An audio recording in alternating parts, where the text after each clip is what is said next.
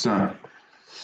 Donc, bienvenue pour notre premier afterwork dans le cadre des sessions de Challenge Empowering Champagne deuxième édition. Donc, nous proposons ces sessions thématiques pour aborder ensemble des sujets de société pour la filière champagne. Donc, c'est un nouvel outil. Voilà, pour tout le monde, on va essuyer un petit peu les plâtres ensemble, mais c'est un outil qui est sympa, que j'ai choisi parce que il permet d'avoir à la fois cette partie after work session, donc session de présentation, et en même temps vous avez plusieurs onglets. Vous voyez que vous avez aussi le fil d'actualité où derrière vous pourrez avoir des échanges entre participants. Des échanges qui permettront demain, pourquoi pas, de présenter un projet dans le cadre du hackathon. J'en profite donc rapidement pour vous présenter donc cette plateforme, en attendant que tout le monde puisse se connecter. Je vois que voilà, les gens se connectent tranquillement.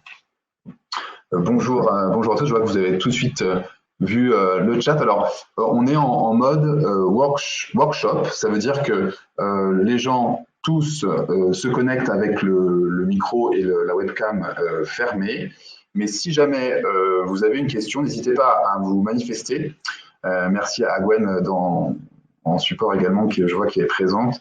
Donc à vous manifester donc, dans le chat, et on pourra vous dire d'ouvrir votre micro pour pouvoir poser votre question directement à l'intervenant si vous le souhaitez.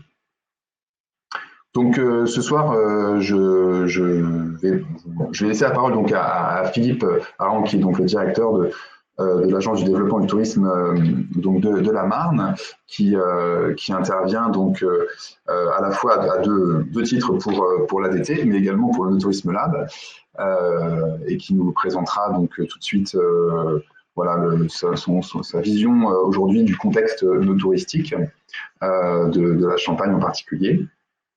Ensuite, on abordera une solution très intéressante que Charles Dumoulin a créée, justement très scénarisée. Comment scénariser une expérience des visiteurs sur un territoire et comment est-ce que éventuellement ça peut s'adapter également à la partie touristique. C'est un enjeu, c'est un sujet intéressant d'étude pour le hackathon, justement, pourquoi pas. On passera ensuite la parole aussi à Séverine Couvreur, si elle arrive à se connecter. Pour l'instant, ce n'est pas le cas, mais j'espère que ça devrait être possible. Ensuite, nous aurons également Coralie Allaire, qui est enseignante-chercheur pour l'école de management de Strasbourg, et qui va nous présenter toutes les nouveautés, l'actualité très riche en Alsace de l'onotourisme. Merci à Coralie également pour sa présence.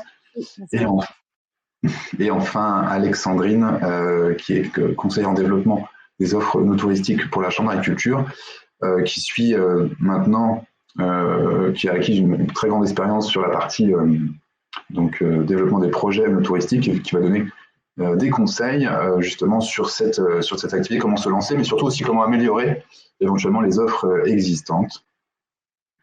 Donc voilà, cet afterwork est vraiment dédié à l'onotourisme. Le prochain aura lieu le 1er février sur la partie commercialisation.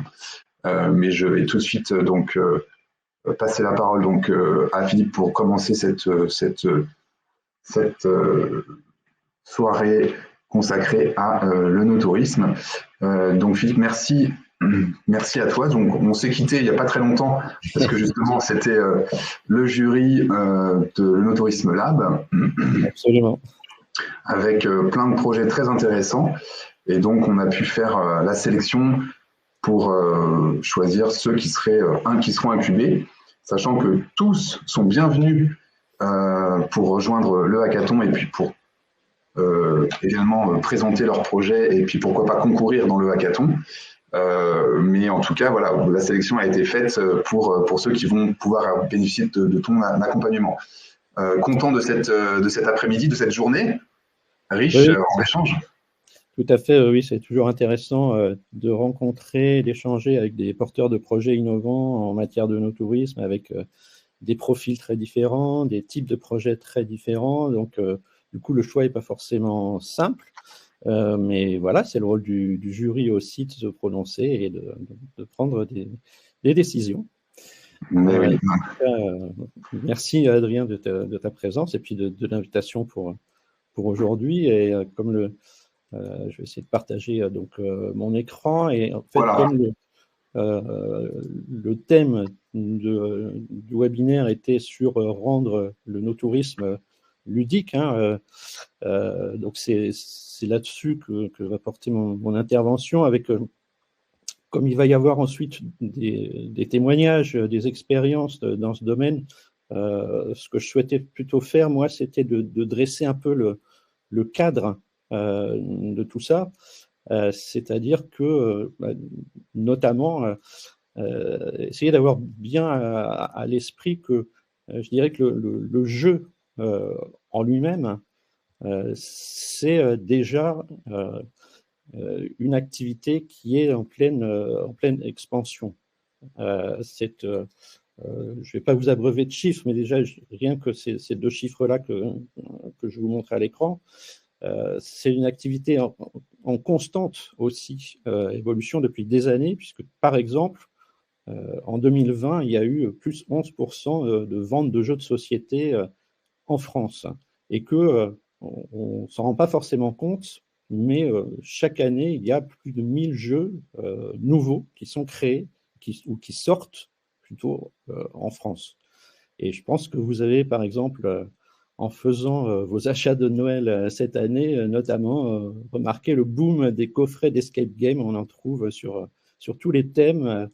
Donc maintenant, on fait des escape games chez soi, à la maison. On en a offert 2 pour être tout à fait transparent. Donc voilà, je vais pouvoir jouer chez moi avec les escape games. Mais ce qui nous intéresse surtout, évidemment, à titre professionnel, c'est la double dimension que peut revêtir le jeu. C'est à la fois, évidemment, une dimension pédagogique, donc apprendre par le jeu, et aussi un volet de promotion.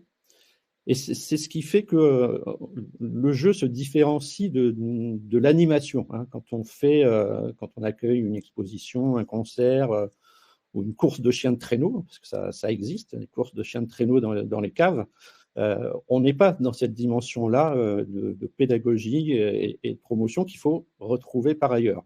Alors, ça ne veut pas dire qu'il ne faut pas faire des animations, hein, pas du tout, hein, mais je dirais, c'est un autre usage, une autre mission. Alors, cette démarche je dirais de ludique dans l'offre touristique, elle existe déjà depuis un certain nombre d'années. Hein. Chez nous, en Champagne, par exemple, si on prend l'une des sociétés qui est je dirais, fer de lance dans ce domaine-là chez nous, Cap Orientation, elle a été créée en 2009 et depuis 2009, elle met en place des activités ludiques sur le territoire. On peut citer aussi la création du géocaching, le développement de cette activité et notamment donc la mise en place par l'ADT avec le comité Champagne de géocache sur l'ensemble des itinéraires de la route touristique du Champagne, et ça fait 10 ans. Par contre, c'est quand même, on le constate, une démarche qui est à renforcer effectivement dans notre secteur de l'onotourisme, parce que si on regarde le baromètre qui a été réalisé par le comité Champagne l'an dernier, on voit qu'en fait, il n'y a que la moitié des viticulteurs qui proposent autre chose que des dégustations ou de la visite chez eux en matière de no-tourisme. Et même auprès des établissements labellisés Vignobles et Découvertes, il y a seulement un tiers de ces labellisés qui ont une offre qui soit adaptée aux familles, alors que la famille représente grosso modo un tiers de la clientèle. Donc il y a vraiment, je dirais, de vraies raisons et de vrais besoins, de vraies attentes en matière d'offres ludiques de la part de la clientèle, et donc certainement la nécessité de se lancer. Alors pourquoi est-ce qu'on va se lancer dans la mise en place d'offres ludiques? Alors il y a plusieurs raisons que je vais vous donner sans forcément des ordres de priorité. Celle qui vient peut-être le plus rapidement à l'esprit, c'est bien sûr d'apporter une réponse aux parents qui ont envie, bien entendu, de pouvoir profiter des offres no touristiques avec leurs enfants ou en ayant des personnes qui prennent en charge leurs enfants avec des activités spécifiques pour eux. Donc ça, c'est un premier point évidemment important. C'est aussi une manière de se différencier avec une offre qui ne va pas être la même que celle du voisin et de permettre aussi du coup aux clients d'identifier des offres originales dans la multitude d'offres no touristiques qui peuvent exister en Champagne comme ailleurs. Un autre point important, c'est évidemment de séduire une nouvelle clientèle. Alors, quand on pense au jeu, au départ, on se dit, bon, ben voilà, c'est pour les enfants, c'est pour les familles, mais évidemment, il n'y a pas que eux qui jouent. Le jeu, ça s'adresse aussi aux adultes, bien entendu, aux groupes d'amis, mais aussi à une clientèle à laquelle on ne pense pas forcément toujours, celle du tourisme d'affaires. Avec, par exemple, des activités de type escape game, on va pouvoir s'adresser à une clientèle qui est en séminaire, par exemple. Et donc, mettre en place des activités de ce type, ça peut vous ouvrir à une clientèle à laquelle vous n'aviez pas forcément pensé. Et un client qui vient en tourisme d'affaires et qui est satisfait peut tout à fait revenir en tant que client loisir. Donc, c'est important à avoir en compte, à prendre en compte. Une autre chose importante, c'est le fait que le jeu, quelque part, va permettre aussi de désacraliser un peu ce produit qu'est le vin, et peut-être même encore plus le champagne, qui peut avoir quelque chose de voilà,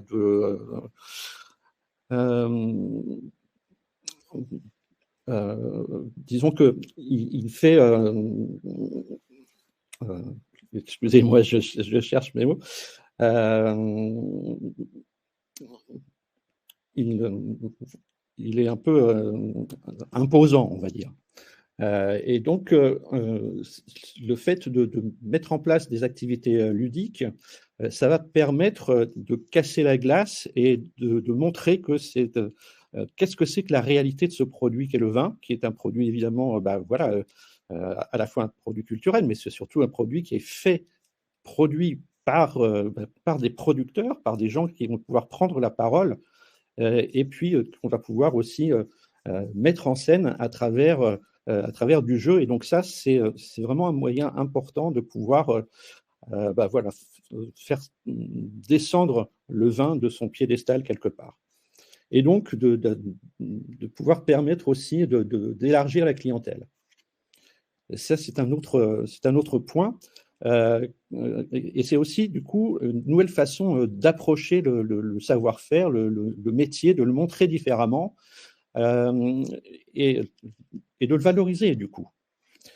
Par ailleurs, le jeu permet de donner une autre image, de la rendre plus jeune, plus dynamique, à la fois pour le produit, mais aussi pour le professionnel et aussi pour le territoire. Et donc, c'est aussi un élément important par rapport à l'image. Et donc, ce recours au jeu peut avoir cette fonction-là également.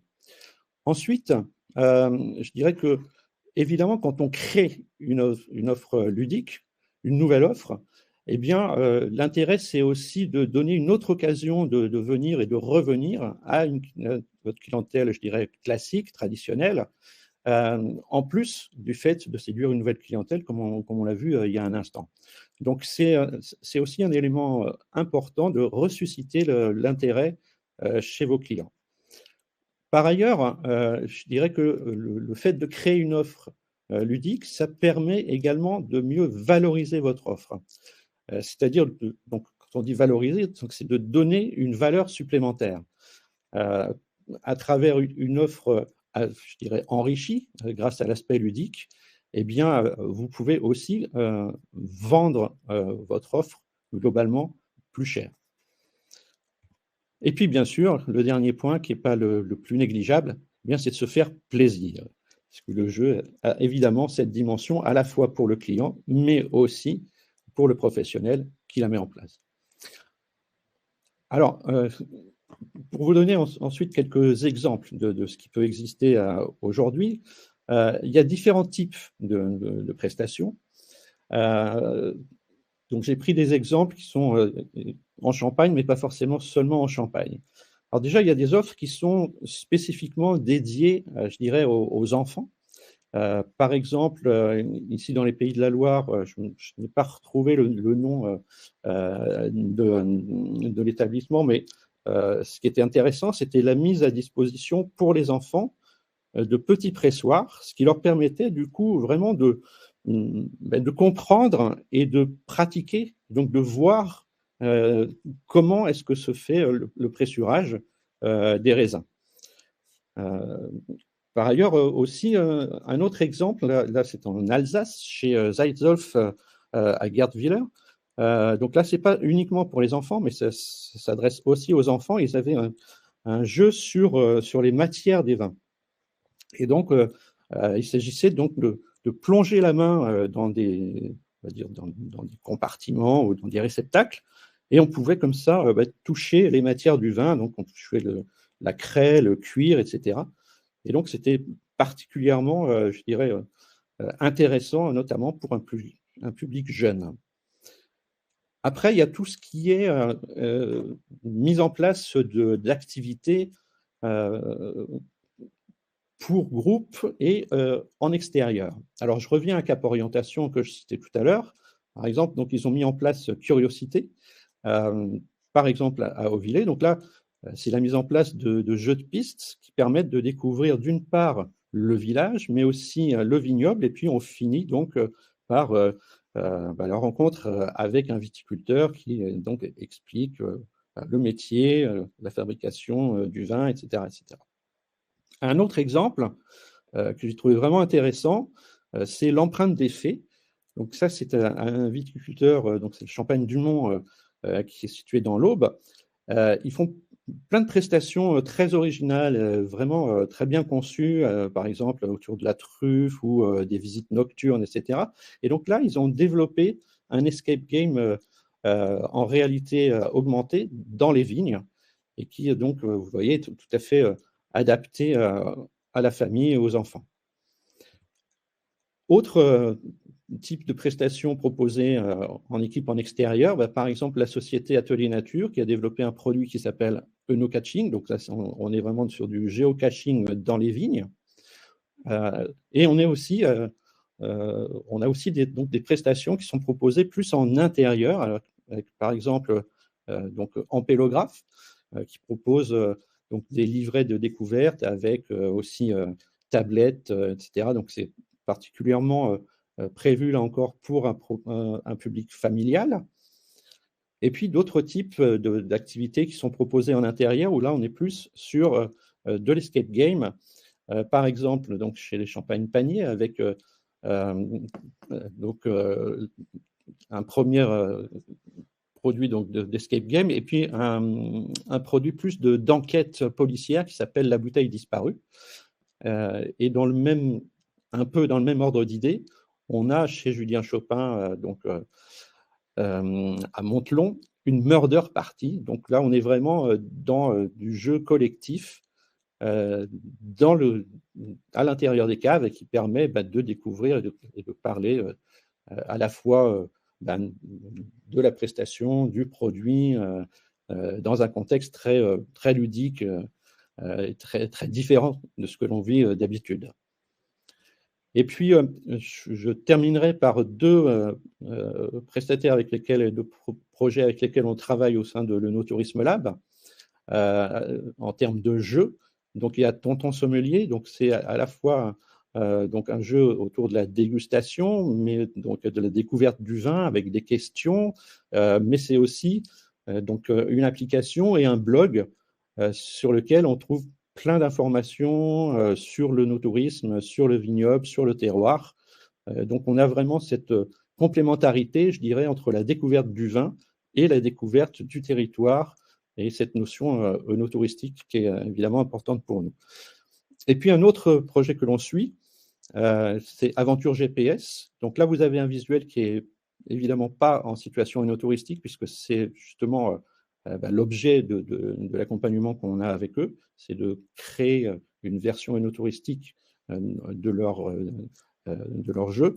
Et donc, c'est un jeu en réalité augmentée qui se joue là aussi en équipe, type Pokémon Go. Et donc là, on est encore sur des actions qui peuvent se mener à la fois sur des publics familles, mais aussi dans un contexte qui peut être plus professionnel. Donc pour conclure, juste peut-être quelques points à retenir par rapport au fait de pourquoi se lancer dans cette activité ludique quand on développe le no-tourisme. D'une part, le fait que le jeu, c'est un vrai plus pour votre prestation, mais par contre, ça ne va l'être que si c'est vraiment intégré dans votre stratégie.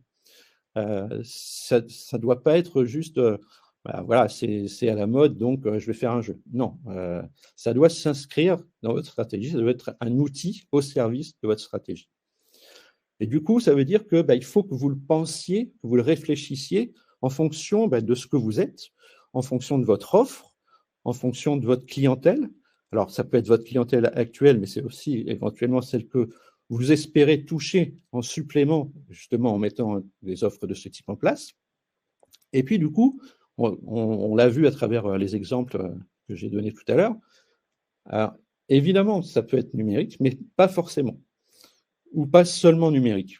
Le tactile, le concret peut être tout à fait aussi efficace que le numérique. Je pense que voilà, quand on voit tout à l'heure l'exemple des mini-pressoirs pour les enfants, je pense que c'est tout aussi efficace qu'une application par rapport au message à passer par rapport à ça. Et du coup, c'est pas forcément très cher ni très compliqué. Par contre, évidemment, il faut avoir ou reprendre la bonne idée, l'idée qui va être adaptée à votre offre et encore une fois à votre personnalité aussi, parce qu'on doit, en tant que professionnel, se retrouver dans ce qu'on fait. Voilà, j'en ai fini avec cette plantation de décor, et donc je vais redonner la parole à Adrien. Merci Philippe. Merci pour ce tour d'horizon très intéressant sur les différentes activités no-touristiques et le digital, justement, c'est bien le sujet aujourd'hui. On va passer la parole. Donc, tu as cité dans tes exemples Atelier Nature, et justement, Charles Dumoulin, ici présent, a plusieurs casquettes. Donc, c'est lui, Atelier Nature, et c'est aussi, donc il a déjà travaillé sur notre territoire, mais il a surtout développé une autre activité beaucoup plus atypique, on va dire, avec Explore Game, beaucoup plus scénarisé. Il va nous présenter ça aussi. Donc, tu me disais, Charles, que le contexte était plutôt favorable en ce moment, pas pour tout le monde, mais en tout cas pour l'activité que tu proposes, le touristique, ça c'est plutôt favorable. D'abord par rapport à la partie gaming, comme on l'a vu tout à l'heure, et puis le fait que ça soit en extérieur et en petit comité. Oui, c'est vrai que oui, la période est favorable. On a énormément de chance, je le reconnais, parce que les activités, oui, en petits groupes et en extérieur sont largement favorisées. Je voudrais revenir sur deux choses que Philippe vient de dire qui sont essentielles, je trouve. C'est que la gamification, c'est bien, mais ça doit pas être un effet de mode. Ça, c'est clair. Nous, ça fait 10 ans qu'on fait ce métier, et on voit effectivement parfois des territoires ou des lieux qui se lancent là-dedans par effet de mode. Ah bah tiens, il faut une appli pour faire un jeu de piste parce que ça fait bien. Non, ça fonctionne pas. Il faut vraiment que ce soit réfléchi, pensé comme une vraie activité touristique, comme quelque chose de qualitatif, pour que quand les gens viennent faire, par exemple, 1h30, 2 heures de chasse au trésor sur votre site le matin, et puis qu'ils viennent déguster après l'après-midi, ou qu'ils restent une demi-journée, il faut que ce soit vraiment pensée comme une activité touristique qualitative qui rentre dans votre site, dans votre stratégie. Donc ça, ouais, ça, je rejoins complètement Philippe là-dessus. Et puis une deuxième chose que Philippe a dit que je voudrais vraiment appuyer, c'est le pas tout numérique. Ne développez surtout pas de jeux vidéo sur votre site. Ça n'a aucun intérêt. Les jeux vidéo, les gens peuvent faire ça dans leur salon. Si vous utilisez le numérique, eh ben, il faut mixer le numérique et le réel. Vous pouvez avoir un jeu de piste, mais ça, je vais vous le montrer avec ce qu'on fait. Vous pouvez avoir un jeu de piste numérique qui vous emmène à plusieurs endroits d'un domaine et à chaque énigme, à chaque défi, intégrer des éléments physiques comme le mini-pressoir. Le mini-pressoir pourrait être intégré à un défi d'un jeu. Donc de mixer numérique et réel, ça c'est absolument essentiel. Et quelque chose qui se déroulerait uniquement sur un écran, ce serait vraiment hors sujet et dommage d'amener les gens là-dessus. Donc je vais vous présenter... donc je suis effectivement je suis gérant de la société. La société s'appelle Atelier Nature, mais aujourd'hui notre produit, les Explore Games que nous développons depuis quelques années, en fait sont plus connus que notre société. Donc on s'appelle toujours Atelier Nature, mais voilà, Explore Games c'est nous et maintenant on est vraiment connus et reconnus sous ce nom-là. Alors donc ça fait une dizaine d'années qu'on fait ce métier, qu'on crée des jeux d'aventure scénarisés, guidés par des applications smartphone. Et aujourd'hui on est une équipe de 15 personnes, ça fonctionne vraiment très bien et on a la chance de travailler pour des clients hyper variés. On travaille pour le Club Med, pour l'Office national des forêts, pour des châteaux, des musées, des abbayes, des domaines viticoles. Donc des clients très variés qui nous permettent de découvrir à chaque fois des thématiques, des clients, des stratégies, des visiteurs très différents. C'est vraiment passionnant.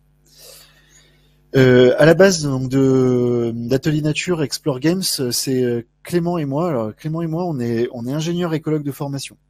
On est des spécialistes faune flore milieu naturel et on travaillait avant de monter cette société en bureau d'études et on faisait des études pour des zones Natura 2000. On était vraiment spécialisés sur l'étude de la faune et la flore. Et il y a une dizaine d'années, quand les smartphones sont arrivés, on a eu l'idée d'utiliser ces technologies pour créer des jeux, pour ramener les gens qui s'en foutent pas mal de la biodiversité, en fait, d'essayer de les attirer par le jeu numérique et d'essayer de les attirer à l'observation de la faune et de la flore. C'était vraiment pour essayer de toucher le grand public.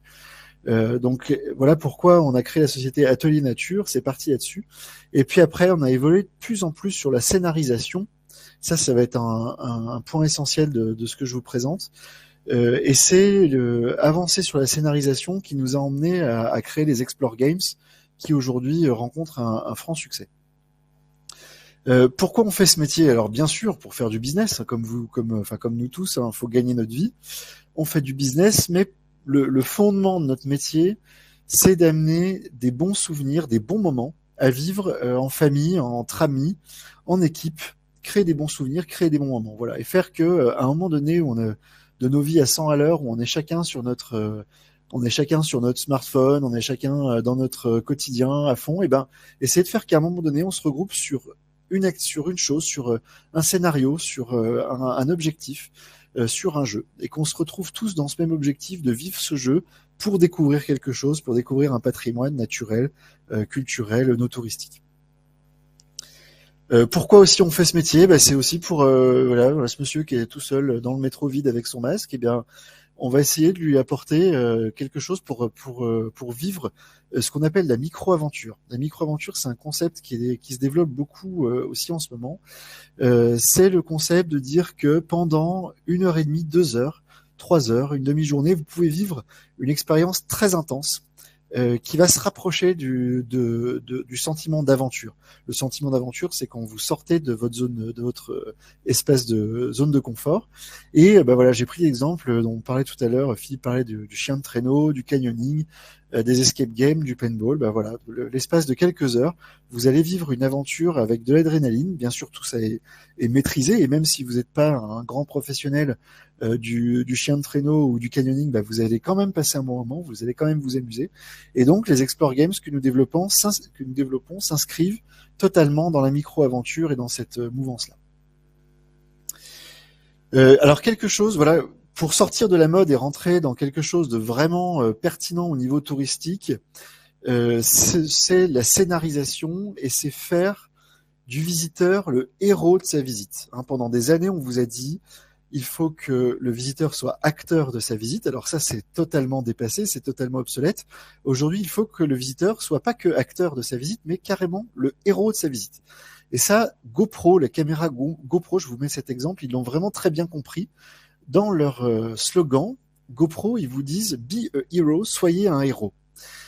Dans les premières vidéos de promotion de la caméra GoPro, vous aviez des sportifs qui faisaient des trucs incroyables en ski, en VTT, en moto, et c'était tellement incroyable que ça valait bien le coup d'acheter une GoPro pour filmer tout ça. Là, la photo que je vous ai mise ici, c'est un arrêt sur image de la vidéo promotionnelle de la GoPro Hero 5, donc le 5e de la marque, et c'est une petite famille qui court dans la forêt, tout simplement. Et ce qu'ils veulent dire par là, c'est que quand vous passez un week-end dans la forêt, quand vous vous baladez en forêt avec votre famille, vous êtes les héros de votre vie, vous êtes les héros de votre week-end, et comme vous êtes les héros du film de votre vie, ça vaut bien le coup d'acheter une GoPro. D'autres qui l'ont bien compris aussi, ça c'est le domaine de la pierre ronde dans mon Morvan natal. Le domaine de la pierre ronde, ils ont créé des hébergements insolites sur le modèle des maisons de Hobbit du Seigneur des Anneaux. Et c'est réservé plusieurs années à l'avance, en haute saison. Et là, les visiteurs sont encore une fois les héros carrément de leur séjour, de leur hébergement. Ils sont des hobbits du Seigneur des Anneaux. Donc, placer le visiteur héros de sa visite, ça c'est vraiment quelque chose de très fort et c'est ce qu'on essaie de faire dans les Explore Games.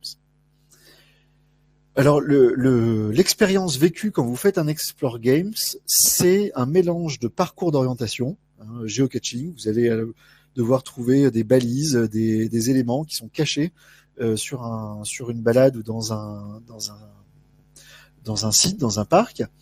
Vous avez une sensation aussi d'escape game, de Fort Boyard, avec des défis, des énigmes qui sont très réels.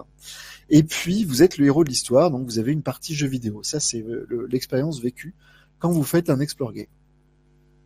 Je vous donne la recette de la réussite. La recette de la réussite, c'est donc placer le visiteur comme héros de sa visite et puis faire le long de la visite, le long du jeu, appliquer le schéma narratif simple avec une situation initiale. Tout allait bien dans le domaine je ne sais quoi jusqu'à ce que quelqu'un vienne mettre la pagaille dans les fûts et puis on a perdu tous les fûts du domaine par exemple et il va falloir trouver quelle personne machiavélique est à l'origine de ça pour l'arrêter et pour ramener la paix et l'harmonie dans ce domaine. Donc raconter une histoire, utiliser le schéma narratif simple, ça c'est des mécanismes qui fonctionnent très bien et qui s'appliquent parfaitement à la création de jeux d'aventure. Dans les jeux d'aventure, on va faire intervenir des personnages. Et les personnages, c'est hyper important au niveau du graphisme, qu'ils aient un niveau de qualité, au moins au niveau d'une bande dessinée, d'un jeu vidéo, d'un jeu de société, pour que quand vos publics vont regarder votre offre touristique, ils se disent « Ah oui, ça c'est quali, ça vaut bien un bon jeu de société, ça vaut bien une bonne BD, ça rentre dans mon niveau de standard. » Et par un coup d'œil, juste en regardant le dessin, ils vont se dire « Ouais, ça c'est une activité qui m'intéresse et donc je vais pouvoir venir le faire. » Je vous ai donné cet exemple d'un travail qu'on a fait pour l'Office national des forêts où ils voulaient qu'on modernise leur image et donc on a utilisé les standards des personnages de Heroic Fantasy, Seigneur des Anneaux, pour illustrer l'Office national des forêts. Et vous avez l'elfe qui illustre la personne qui va travailler sur l'étude de la faune et la flore, le barbare qui illustre le forestier qui va exploiter la forêt, le chevalier qui représente l'ingénierie forestière, et puis le magicien qui représente le savoir ancestral qui se transmet de génération en génération depuis les eaux et forêts jusqu'à l'Office national des forêts aujourd'hui. Et quand on travaille pour l'ONF, ce sont ces personnages-là qui interviennent dans les Explore Games. D'autres exemples rapidement, voilà des personnages qui ont été créés pour parler de thématiques comme la mine ou l'exploitation de la canne à sucre en Guadeloupe. Des photos de l'expérience vécue, voilà, avec des enfants qui remplissent une colonne d'eau pour faire ressortir un flotteur avec un mot-code qui vous pourrez écrire dans la tablette, quelque chose de très réel. Des énigmes en réalité augmentée, mélangeant réel et réalité augmentée, des objets comme des jumelles pour observer des silhouettes ou des symboles. Donc on essaie de mixer numérique, réel, objet, environnement naturel. Ça peut être dans la neige, ça peut être un peu partout. Les gens courent aussi, parfois ils se font poursuivre par des méchants imaginaires. Là, il y a même un jeu où il faut qu'ils lancent des pommes de pin sur des cibles. Donc, on essaie de faire des énigmes et des défis très variés. Alors 2 exemples vraiment dans le domaine maintenant du vin. Donc Œnocatching, dont Philippe parlait. Alors ça, c'est une de nos premières réalisations pour le château de Couches et les viticulteurs des Côtes du Couchois. C'est un de nos premiers projets. C'était pas encore un Explore Games. On était sur quelque chose de très simple, un mélange de géocaching et d'informations culturelles sur la vinification. Donc là, les gens devaient aller chercher des balises sur un chemin qui part du château, qui part de la cave, qui va sur la crête derrière, au milieu des vignes, puis qui revient au château. Et puis donc ils cherchent des balises comme du géocaching. Et à chaque fois qu'ils trouvent une balise, au lieu de trouver une boîte avec un trésor, ils trouvaient des vidéos et d'interviews de viticulteurs des Côtes du Couchois. Donc c'est un projet qu'on a réalisé, c'est notre premier projet. Je crois ça fait 8 saisons qui tournent et il y a encore des réservations pour la prochaine saison. Donc c'est quelque chose de très sympa qui plaît beaucoup aux gestionnaires du château de Couches. Et pour le hameau du Bœuf, c'est un espace muséographique incroyable sur la thématique du Beaujolais qui est vraiment vers chez nous. Et donc il y a un espace avec des cinémas avec des effets spéciaux, des cinémas 3D avec des effets de sièges qui bougent, il y a des espaces de dégustation, il y a plein d'espaces muséographiques. Et eux, leur clientèle, c'était une clientèle de seniors qui venaient principalement par les tours opérateurs, par les bus et puis les croisières qui passent sur la Saône. Et eux, leur objectif, c'était vraiment de toucher un nouveau public, de personnes en enterrement de vie de célibataire, de séminaires d'entreprise. Et donc, c'est pour ça qu'on a créé pour eux un premier Explore Game il y a 3 ans à l'intérieur des espaces muséographiques. Et puis, on en a fait un deuxième l'an dernier dans le jardin du hameau du Bœuf. Alors là, le scénario, là, c'est vraiment quelque chose de très scénarisé. C'est, comme je vous disais, un personnage mystérieux qui est en train à la fin, on se rend compte que c'est je vous spoil un peu, je suis désolé. C'est un peu dans l'esprit de Scooby-Doo. En fait, vous avez un spectre qui terrorise tout le monde dans le hameau et les gens n'osent plus venir visiter parce qu'il y a le spectre qui rôde dans les couloirs du hameau et qui fait dépérir la vigne en plus autour du hameau. Et là, on a carrément le dieu Bacchus qui descend de l'Olympe. Et alors d'ailleurs, il est très surpris parce qu'il n'est jamais descendu de l'Olympe depuis l'Antiquité, et donc il arrive dans notre époque et il a un peu de mal. Donc le joueur accompagne le dieu Bacchus pour mener l'enquête à travers le hameau, essayer de trouver est-ce que ce spectre ne serait pas une personne qui viendrait là pour semer la pagaille. Et donc là, l'objectif a été vraiment parfaitement rempli parce que vous avez plein de nouveaux publics, et notamment des enfants qui viennent jouer sur chaque jeu. En fait, fait le lien avec les espaces muséographiques et toujours basé sur quelque chose de réel. Donc vraiment une super réalisation.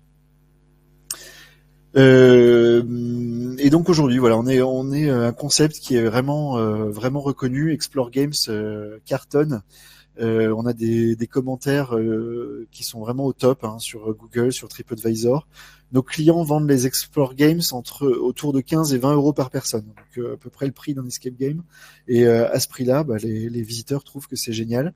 Et puis on a reçu notamment en 2018 le prix de l'innovation de l'année du syndicat des loisirs actifs. Ça, c'est le syndicat professionnel qui regroupe les parcs de loisirs. Et donc pour nous, ça a été vraiment la consécration à ce moment-là.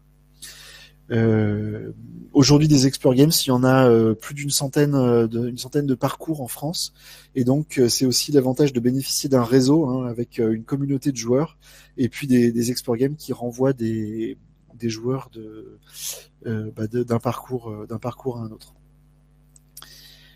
Je sais pas si on garde les questions pour la fin, Adrien, ou si c'est maintenant, ou si c'est après. Comment tu souhaites procéder? Oui, on va laisser les gens poser leurs questions peut-être à la fin. Merci Charles. Super, c'était très bien. Tu nous as même donné un petit peu les ficelles de comment tu passes par la création avec ce chemin narratif. C'était très intéressant. Oui, c'est ça. C'est cette recette de placer le joueur héros de la visite, de raconter une histoire, de mélanger numérique et réel. C'est ça qui va vraiment faire que les gens vont passer un super moment. Et ce que tu n'as pas dit aussi, que tu m'as évoqué une fois, c'est que c'est aussi possible d'avoir des produits dérivés de cette expérience, et ça fait en plus, encore une fois, peut-être pour ceux qui proposent ces activités, des retours sur investissement, puisque s'ils créent une activité avec des héros, si les enfants repartent avec la peluche du domaine et autres, ça fait en plus, au-delà des 15 euros de l'expérience. On peut en plus, c'est des choses qui sont super. On a pas mal de clients, effectivement. Tu parles de la peluche, mais c'est complètement, t'as complètement raison. Hein. Il y a plusieurs de nos clients qui prennent un des personnages, ou même on réfléchit en amont à un personnage qui peut être décliné en peluche, effectivement, qui vendent ça. Oui, c'est un exemple. Merci Charles. Je voulais passer la parole maintenant à Séverine, qui a pu nous rejoindre et qui va peut-être pouvoir activer son micro. Alors peut-être tu peux arrêter ton partage, Charles, s'il te plaît. Voilà, super. Et maintenant, est-ce que... oui, très bien, c'est bon. Bonsoir Séverine. Merci, donc tu viens nous présenter Séverine Couvard est viticultrice à la montagne de Reims, à Ry-la-Montagne, et présidente de l'association 286M, qui est un collectif pour justement valoriser le patrimoine et les acteurs économiques du territoire de la montagne de Reims. Et vous avez eu l'idée de créer cette activité Vignoles Trésor l'année dernière, et c'est parti pour cette année. Donc je vais te proposer donc de présenter cette prochaine édition en juillet prochain, c'est ça? Oui. Alors merci beaucoup Adrien. Bonsoir à tous. Alors de mon côté, en fait, c'est un jeu qu'on a créé pendant la période qui nous a été imposée de restriction, à savoir le Covid, qui nous a bien occupés. Et du coup, ce que Philippe et Charles ont dit juste avant est tout à fait vrai, c'est que nous, on était dans une dynamique de faire connaître le territoire de la montagne de Reims par le jeu. Donc, quand Philippe parlait de apprendre par le jeu, ça nous semblait essentiel de faire effectivement découvrir cette montagne et faire découvrir son patrimoine vitivinicole à travers le jeu. Et puis effectivement, on avait aussi en tête cette idée que le jeu était un moyen de promotion. Donc, je remercie Philippe pour son introduction, parce que effectivement, c'était les deux aspects qui nous avaient motivés. Et ensuite, le Covid aidant, on s'était dit que il fallait sortir les gens de chez eux, sortir les gens de leurs applications. Enfin, de leur téléphone, de leur ordi, puisque nous avons tous été à cette période-là quand même énormément sollicités par les visios et autres réunions à distance. Et du coup, c'était un peu notre motivation de créer un jeu purement papier et avec une carte d'exploration. Donc c'est un peu ça l'idée de Vignoles Trésor au départ.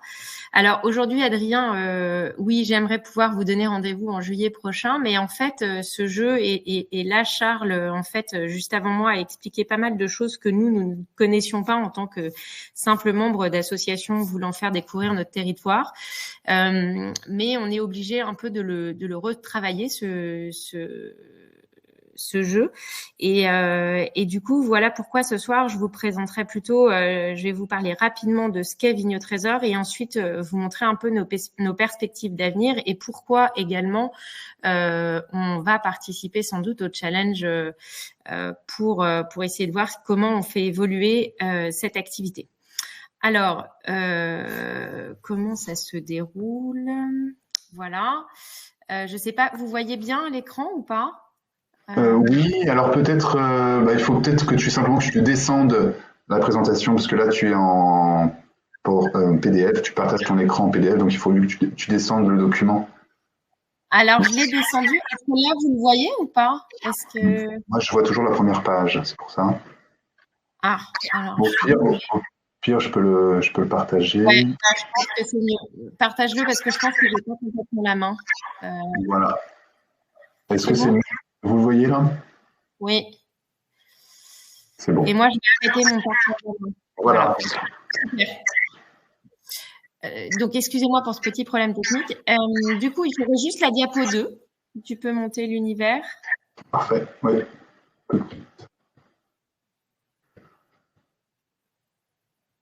C'est bon? Non, on ne voit pas. Enfin, moi, je le vois pas à l'écran. Je ne sais pas si les autres le voient, mais... Ah, oui, c'est vrai que ça reste bloqué sur la première page. Ouais, moi, je veux une diapo Vigno Trésor, présentation et perspective. Oui, on n'a que la première. Alors, comment se fait-il que j'arrive pas à descendre l'onglet? On n'a que la première. Ouais, on n'a que la première. Je suis en train de descendre le pas. Arrêter. Alors, je vais essayer d'arrêter et de recommencer. Ah, mince. Pourtant, c'est bien ça. Nickel. Bon, au moins, on voit si déjà on a que ça, c'est formidable. C'est ça? C'est mieux. Donc, en fait, ça vous présente l'univers.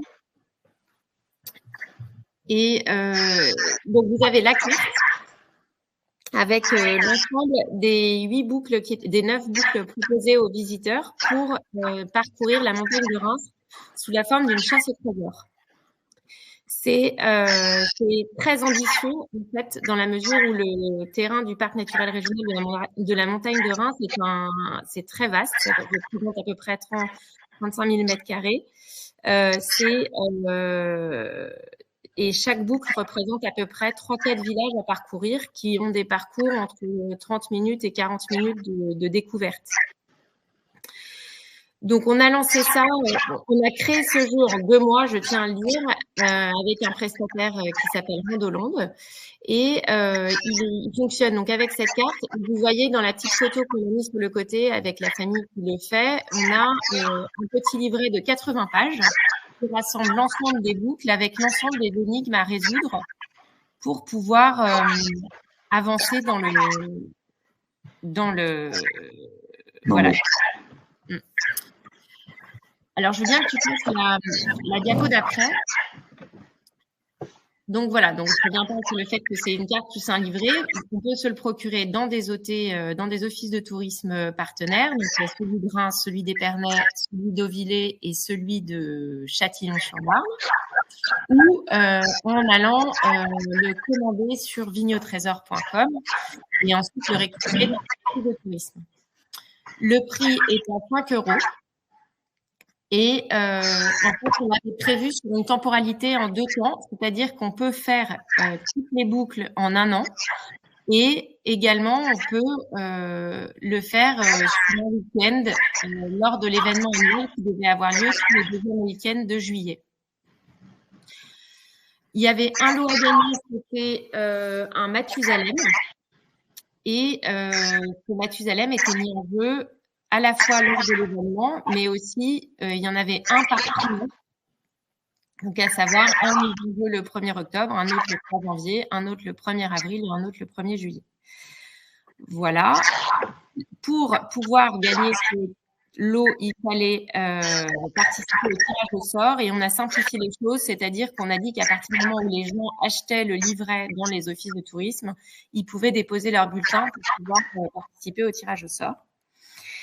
Et pour avoir les réponses, il y avait 2 solutions pour trouver les réponses. Soit ils revenaient à l'office de tourisme où on leur donnait les réponses, soit ils allaient sur le site du Vignotrésor. Donc voilà pour la base, les fondamentaux qu'on avait prévus l'année dernière. Et donc les perspectives, en fait, quand on l'a lancé le deuxième week-end de juillet, on venait tout juste de sortir du Covid et entre ce deuxième week-end de juillet et maintenant, honnêtement, ça n'a pas vraiment marché. Et du coup, l'agence de développement touristique de la Marne qui nous a soutenus beaucoup nous a proposé de participer à une refonte de l'offre. Et donc, en fait, cette refonte, on a deux timings.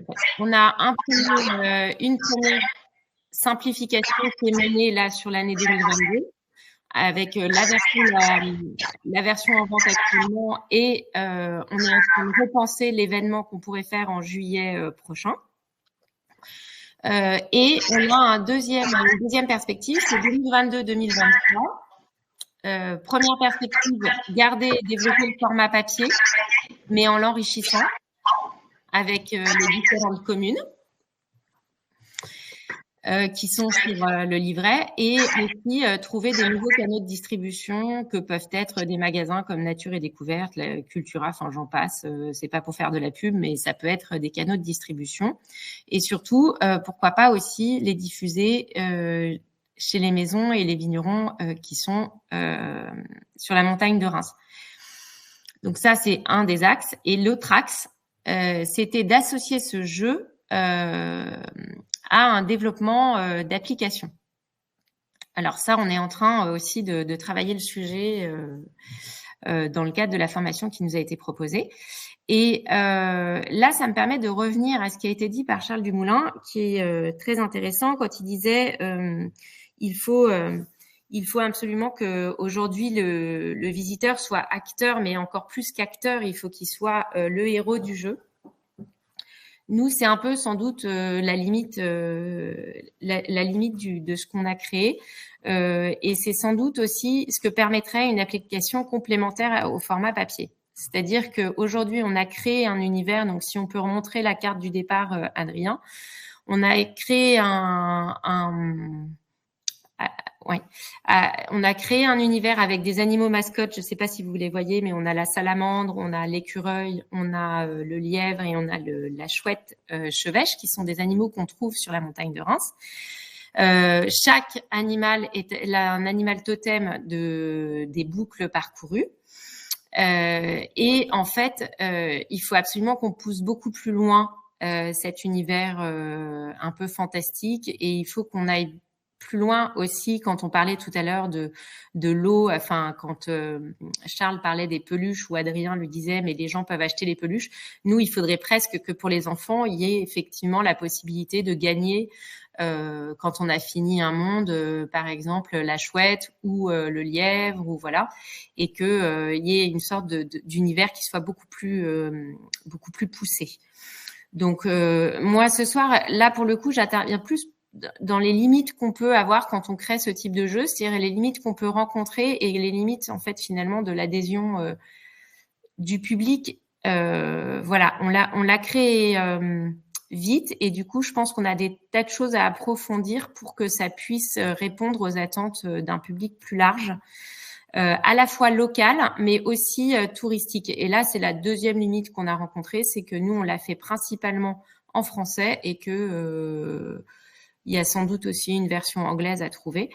Donc voilà, parce que notre ambition en tant qu'association de promotion de territoire, c'est bien entendu de créer du flux sur la montagne de Reims, flux qui doit ensuite servir les activités qui sont présentes aussi sur la montagne de Reims, et notamment les visites de cave qu'il peut y avoir pour que les gens puissent aller se dire bah tiens, on est dans tel village, on va aller peut-être faire une dégustation en même temps qu'on découvre le village et qu'on se balade avec notre petit livret. Donc voilà, je ne sais pas si vous aurez des questions, mais voilà un peu où on en est, et j'allais dire voilà l'expérience moi que je peux partager avec vous de comment on crée un jeu et comment on peut aussi y voir des limites et comment après on essaye de comprendre ce qu'on peut en faire pour attirer un public plus large. Merci. Super, merci beaucoup Céline pour ce retour d'expérience. En effet, voilà, c'est là aussi où il y a l'expertise de professionnels qui vient compléter forcément une vraie dynamique. Hein. C'est nécessaire, les deux sont nécessaires, je pense. Il y a d'abord un collectif qui se bouge, mais après voilà, vous êtes professionnel, vous avez aussi la tête dans le guidon en tant que viticulteur, vigneron, beaucoup d'enjeux aussi d'activités en dehors, donc savoir aussi s'entourer. Donc le hackathon, si ça peut permettre justement de réunir des acteurs qui se complètent en termes de compétences, voilà, c'est tout à fait l'idée du hackathon. Merci beaucoup. Je voulais passer maintenant la parole à Coralie, parce qu'en Alsace, ils ont énormément aussi travaillé sur cette thématique-là, et le hackathon, c'est aussi ça, c'est de partager aussi, voilà, c'est un hackathon qui est à dimension Grand Est, donc l'idée c'était aussi de s'inspirer de tout ce qui se passe sur la grande région, et d'ailleurs le hackathon sera ouvert évidemment aussi à nos amis alsaciens s'ils souhaitent participer à notre événement. Absolument. Merci Coralie. Merci, bonsoir Adrien, bonsoir à tous. Est-ce que vous voyez mes slides ? Parfaitement. Parfaitement, ok, très bien. Eh bien écoutez, c'est un petit peu bizarre, c'est vrai d'intervenir de nouveau en ligne, on avait vraiment perdu l'habitude. Moi je suis retournée sur site à l'université et avec beaucoup de joie, retrouver des étudiants et les autres collègues, donc on se retrouve à distance à nouveau. J'espère que ça durera qu'un petit temps. Alors, Adrien m'a demandé d'intervenir ce soir sur voilà, le no-tourisme en Alsace. Alors, je vais me présenter rapidement. Je suis enseignant-chercheur à l'école de management de Strasbourg en entrepreneuriat et en système d'information. Et je suis en charge de 2 programmes de formation, donc plus spécifiquement autour du management du tourisme et du management du commerce international et de l'œnotourisme. Et en parallèle, je dirige une chaire vin et tourisme. Je vais un petit peu en parler en suivant. Alors, je viens de la filière également. Mes parents étaient restaurateurs et j'ai des oncles étant viticulteurs. Donc, je suis toujours au plus près des vignerons et également des professionnels du tourisme avec différents engagements au niveau des 2 filières.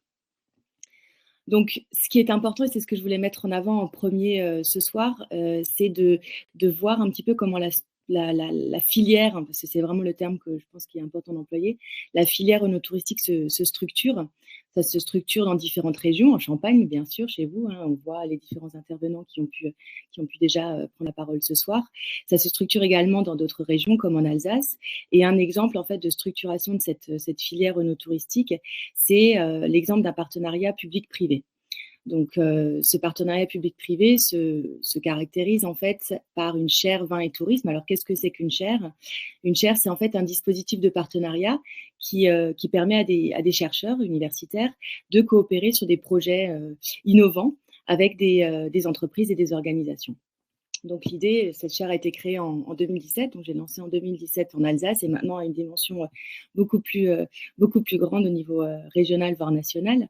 Et on est vraiment là pour accompagner les professionnels de la filière vin et de la filière tourisme, justement sur la détection de bonnes pratiques. C'est également un moyen de promotion pour eux et un réservoir de talents parce que cette chaire soutient les 2 formations que je pilote également à l'EM.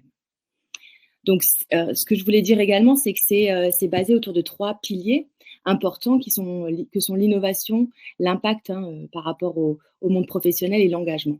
Et donc, c'est vraiment autour de ces 3 piliers qu'on va arriver à générer un certain nombre de choses, de projets innovants qui peuvent à la fois nourrir nos étudiants dans les formations que l'on porte, mais également faire progresser le monde de l'entreprise en partageant des bonnes pratiques. Et donc, bien sûr, il y a des financements et de l'engagement qui se fait via la fondation de l'Université de Strasbourg. C'est toujours une approche en co-construction, donc on a vraiment cette notion d'entreprise qui est hyper importante, donc on est sollicité pour travailler sur différentes thématiques. On fait un certain nombre de conférences, donc j'en ai tenu une au mois de novembre dernier, par exemple, sur la thématique de la RSE. Adrien est intervenu également. On fait de la recherche sur les thématiques autour de l'œnotourisme, du vin, et du tourisme sur des disciplines de gestion comme le marketing, comme l'entrepreneuriat ou encore tout ce qui est supply chain, donc tout ce qui est logistique. J'en cite, mais on en a bien d'autres. Et on produit également des formations, c'était ça. Donc, c'est vraiment ce trinôme qui est important. Et ça me permet, en fait, de rebondir un petit peu sur l'intervention et le scope un petit peu de cette intervention de ce soir, parce que, en fait, cette chaire est notamment, en fait, sponsorisée par le Conseil interprofessionnel des vins d'Alsace, qui se démène au niveau institutionnel, mais pas que, pour valoriser justement notre belle région. Donc, on a un certain nombre de partenaires, que ce soit au niveau de l'interprofession, mais également des professionnels du tourisme. Vous le voyez, il y a des agences réceptives, des agences de voyage, des offices du tourisme. On travaille également avec des vignerons ou encore directement avec des banques, comme je le cite. Donc tout ça, ça nous permet d'être, on va dire, sous le feu de l'action et de pouvoir former nos étudiants justement à des compétences de demain. Ce qui m'amène en fait à illustrer un petit peu les projets sur lesquels on travaille, les entreprises avec lesquelles on travaille aussi. Alors, il y a un certain nombre de choses qui ont déjà été évoquées, je vais en reparler. Donc, cette dimension, on va dire, numérique, mais pas que, c'était proposé par Charles. Et également un certain nombre d'exemples qui ont été évoqués par Philippe au départ sur l'Alsace, notamment le domaine des Olves. Donc, quand on parle de l'œnotourisme en Alsace, alors la première chose qu'il faut savoir, c'est qu'on a une identité forte, une identité alsacienne forte. Alors, c'est un vignoble de 15 500 hectares en production. On a 3 appellations, hein, le crémant d'Alsace, on a l'appellation Alsace et les grands crus. Et donc, ce qui motive vraiment et ce qui mobilise en fait toute la profession, c'est vraiment ce produit d'excellence, ces grands vins blancs d'excellence et notre positionnement qui est reconnu par un certain nombre de Français. Donc là, j'ai mis une petite étude qui date un petit peu, mais qui est assez révélatrice, où quand on pose la question à un panel de Français sur quels sont les types de vins blancs qu'ils reconnaissent, eh bien l'Alsace est cité par 77% d'entre eux. Et ils déclarent pour 59% boire des vins d'Alsace. Donc, on a vraiment cette idée d'identité forte et de notoriété assistée pour les grands vins blancs d'Alsace. Ce qui est important aussi de savoir, c'est qu'on a une route des vins qui est historiquement reconnue, qui a été créée en fait en 1953. Et en 2023, on va fêter donc les 70 ans de notre route des vins. La route des vins s'étend du nord de l'Alsace au sud sur 170 km et elle mobilise à peu près, elle passe dans 120 villages tout au long de la route des vins. L'Alsace est également reconnue comme la 3e région touristique viticole en France. La Champagne arrive avant, bien sûr, et Bordeaux. Mais on est assez fiers par rapport à cette reconnaissance-là. Et on est reconnu, pas forcément que pour nos vins, mais également pour la beauté de nos vignobles et la proximité que l'on peut entretenir avec nos vignerons. D'ailleurs, je souhaite simplement saluer également une de mes collègues qui est connectée ce soir, Isabelle S, qui a fait son master avec moi à l'EM autour justement de la thématique de l'œnotourisme en Alsace. Donc Isabelle, tu reconnaîtras un certain nombre de choses sur lesquelles on a déjà pu travailler. Donc, l'étude de Isabelle portait justement sur l'attractivité de l'Alsace. Et quand on pose la question, genre, pourquoi est-ce qu'ils viennent en Alsace? Quelle est la motivation première? Le vin arrive en 3e position. Et on a la beauté des paysages et la proximité aussi avec les vignerons qui est importante. Je vais dérouler si ça veut bien. Voilà. Alors là, une petite nouvelle assez importante pour nous, que l'on accueille avec beaucoup de plaisir, c'est qu'on a pu voir récemment, ça date d'hier, cette information, que l'Alsace a à nouveau été sacrée donc la région la plus accueillante, on va dire, de France par Booking pour la 3e année consécutive. Et donc, on voit que c'est important pour l'Alsace justement de se focaliser sur la dimension œnotouristique, pas que, mais aussi sur la capacité de la région à accueillir en fait les touristes de différentes nationalités, de différents coins du monde. Donc ça, c'est une nouvelle dont on est assez fiers. Au niveau de notre interprofession, donc on a les vins d'Alsace avec le logo suivant. Alors, je ne sais pas, je vais voir si je peux partager peut-être une petite vidéo avec vous. Dites-moi juste si ça fonctionne, Adrien, ou les autres. Je vais juste changer d'écran. Normalement, ça devrait fonctionner. Dites-moi juste, est-ce que vous voyez mon écran ou pas du tout? Il faudrait que tu arrêtes ton partage d'abord, peut-être, pour recommencer un autre partage. Je vais repartager. Très bien, c'est ce que je vais faire. Onglet Chrome, Alsace. Normalement, vous devriez le voir maintenant. C'est parfait. Très bien.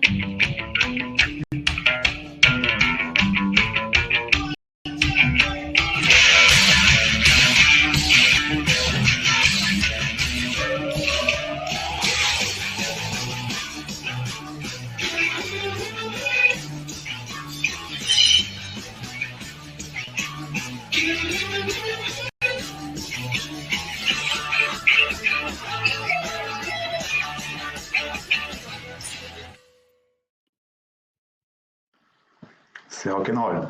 C'est c'est rock'n'roll, c'est vraiment l'idée, hein. L'idée d'avoir cette dimension très, qui interpelle en fait, hein. C'était ça qui était intéressant d'avoir dans cette campagne en fait de communication. Je vais retourner dans mes slides. Oui, on peut accéder à la vidéo sur YouTube. Il y a une question d'Adèle Laïd. Oui, tout à fait, absolument, absolument. Je pourrais mettre le lien sans problème. Donc, je repartage mes slides. Normalement, vous devriez le voir. Voilà. Donc après, je vais parler des exemples d'offres no touristiques. Alors, il y a un certain nombre de choses qui ont été développées en Alsace, qui sont toujours développées en Alsace. Et je vais présenter dans un premier temps une offre qui est proposée par une agence de voyage. Donc, il n'y a pas que des vignerons qui proposent justement des offres no touristiques. Et je pense que c'est important de parler également de ces professionnels du tourisme qui se rapprochent du monde viticole et proposent des exemples assez parlants et des innovations. Donc, on a une entreprise qui s'appelle LK-Tour, Europa Tour, qui a développé une plateforme de produits dédiés, donc qui s'appelle Lisele. Alors, Lisele, c'est un nom alsacien, donc, on va dire, qui est traduit de l'alsacien, on peut le traduire sous Élise. C'est un petit nom qui reprend un petit peu cette connotation historique, familiale que l'on peut avoir en Alsace. Et donc, c'est une plateforme de produits dédiés où l'on peut retrouver en fait un certain nombre d'offres touristiques et œnotouristiques. Donc, l'ICELA, ça a été créé en fait par LK Tour et c'est une agence réceptive également qui se caractérise donc par cette plateforme-là. Et donc, ça regroupe un certain nombre d'offres, notamment, et ça a déjà été évoqué donc, par Charles, des micro-aventures. Et donc ça, je rejoins totalement ce qui a déjà été dit au départ. Les micro-aventures sont vraiment tendance et c'est des choses vraiment qui peuvent être actionnées très rapidement et qui sont vraiment des aventures très immersives de très courte durée. Ça peut être de 1 heure jusqu'à une demi-journée, voire une journée, mais qui sont vraiment à valeur ajoutée pour les touristes. Donc, ces micro-aventures, pour cette entreprise-là, ont été associées en fait à un bus à Impérial qui s'appelle le Kutzig, encore un petit nom alsacien, qui ça veut dire ébouriffé, vous le voyez avec le petit logo, le G avec les cheveux au vent. Et donc, c'est une navette qui parcourt le vignoble, donc sur certaines peut-être destinations que vous connaissez, entre Colmar et Ribeauvillé, sous forme de boucle. Et ça permet aux personnes de monter et de descendre à leur guise et de pouvoir faire le tour en fait des villages touristiques et œnotouristiques via en utilisant ce bus et avec l'aide d'un smartphone. Quand ils arrivent à destination, que ce soit un ou l'autre des villages, ils peuvent voir quelles sont les activités qu'ils peuvent faire. Donc, quels sont les restaurants ouverts, quels sont les vignerons qu'ils peuvent accueillir. Donc, toutes ces activités-là peuvent être visibles sur cette application Kutzig, connectée en fait avec la mobilité. Donc là, sur cette offre-là, elle a été associée en fait à cette offre de micro-aventure, donc par l'entreprise LK Tour, Europa Tour, sur cette offre vignes et vins. Alors je vois qu'il y a un petit décalage, je suis désolée. Je pense que c'est le fait d'être passé sur le drive. Donc un exemple en fait de micro-aventure où l'on associe la mobilité douce, parce que ça c'est très important, cette notion de respect de l'environnement via la mobilité, de permettre aussi à des clients étrangers qui n'auraient pas la possibilité de venir dans le vignoble d'y aller. Donc il y a des départs qui se font en gare de Colmar par exemple, et on peut proposer en fait ces dégustations, ces visites via le Kutzig pour une journée et un certain nombre de visites dans différents villages tout au long de la route des vins sur le parcours du Kutzig. Donc à des prix, vous le voyez, différents d'adultes et d'enfants. Et c'est totalement accessible également pour les enfants. Donc ça, c'est un exemple d'offre développée par une agence de voyage et qui commercialise en fait ça sous la marque de son agence réceptive, Lisele. Et bien sûr en partenariat avec les vignerons. Donc après, ça a déjà été évoqué par Philippe, mais c'est vrai que ça fait le buzz, le domaine Zesolf de Gert Filler. Alors déjà cette année, donc l'année dernière, pardon, a été primé, a eu le prix on va dire les trophées œnotouristiques. On a des trophées œnotouristiques en Alsace, sponsorisés par le Crédit Agricole et Alsace Destination Tourisme, et ils ont récompensé en fait la visite immersive en réalité virtuelle qui a été proposée par le domaine Zesolf de Gert Filler. Donc Philippe a évoqué cette dimension, on va dire, très tactile et très expérientielle que les enfants peuvent faire au sein du domaine, mais le domaine a encore développé justement autre chose, c'est tout cet aspect muséographie autour d'un espace très atypique et historique. Donc ils ont vraiment su mettre en avant en fait leur cave historique, vous le voyez, je vous laisse lire les dates, mais également cette notion va dire, de modernité. On le voit avec l'offre de la cave, hein, où on rentre dans un autre univers. Et c'est cette muséographie où ils ont associé non seulement la découverte en fait de l'entreprise, de l'historique familial, de l'arbre généalogique, vous le voyez, mais également ils ont développé tout un espace où on peut acheter des produits en fait dérivés. Alors, ce que j'entends par produits dérivés, c'est des produits à l'effigie du domaine, mais également des produits du terroir. Et ça, c'est assez intéressant de voir qu'un domaine viticole a proposé en fait une immersion et une commercialisation d'autres produits annexes. Et donc là, ce que je voulais partager avec vous, c'est l'autre vidéo. Donc je vais essayer d'arrêter en fait mon partage d'écran sur le drive et vous passer la vidéo sur le teaser pour le film Zezolf. Donc pendant que je l'arrête, on va voir si ça passe.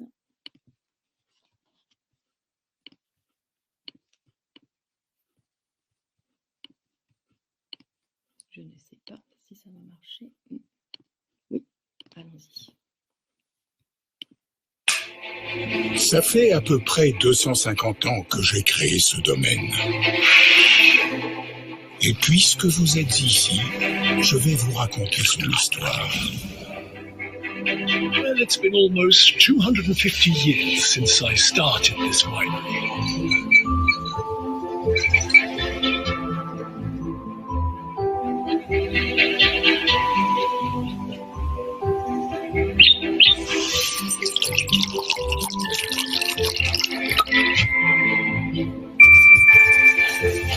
Je suis fier de partager ce vin avec vous. Ciel.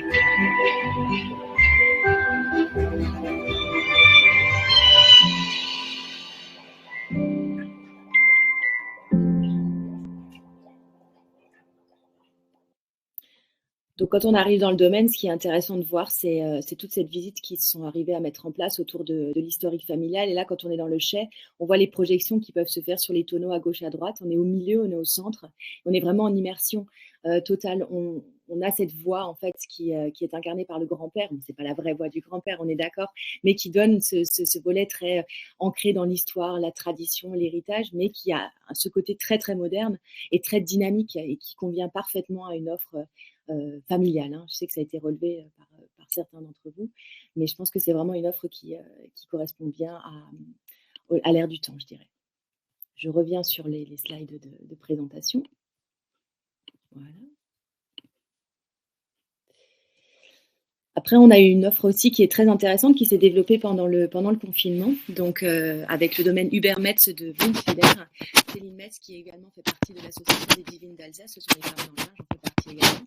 Et donc avec Céline, on a travaillé pendant le confinement parce que moi je voulais emmener mes étudiants faire des dégustations et je ne pouvais pas. Et donc du coup on a décidé de mettre en place en fait des dégustations virtuelles.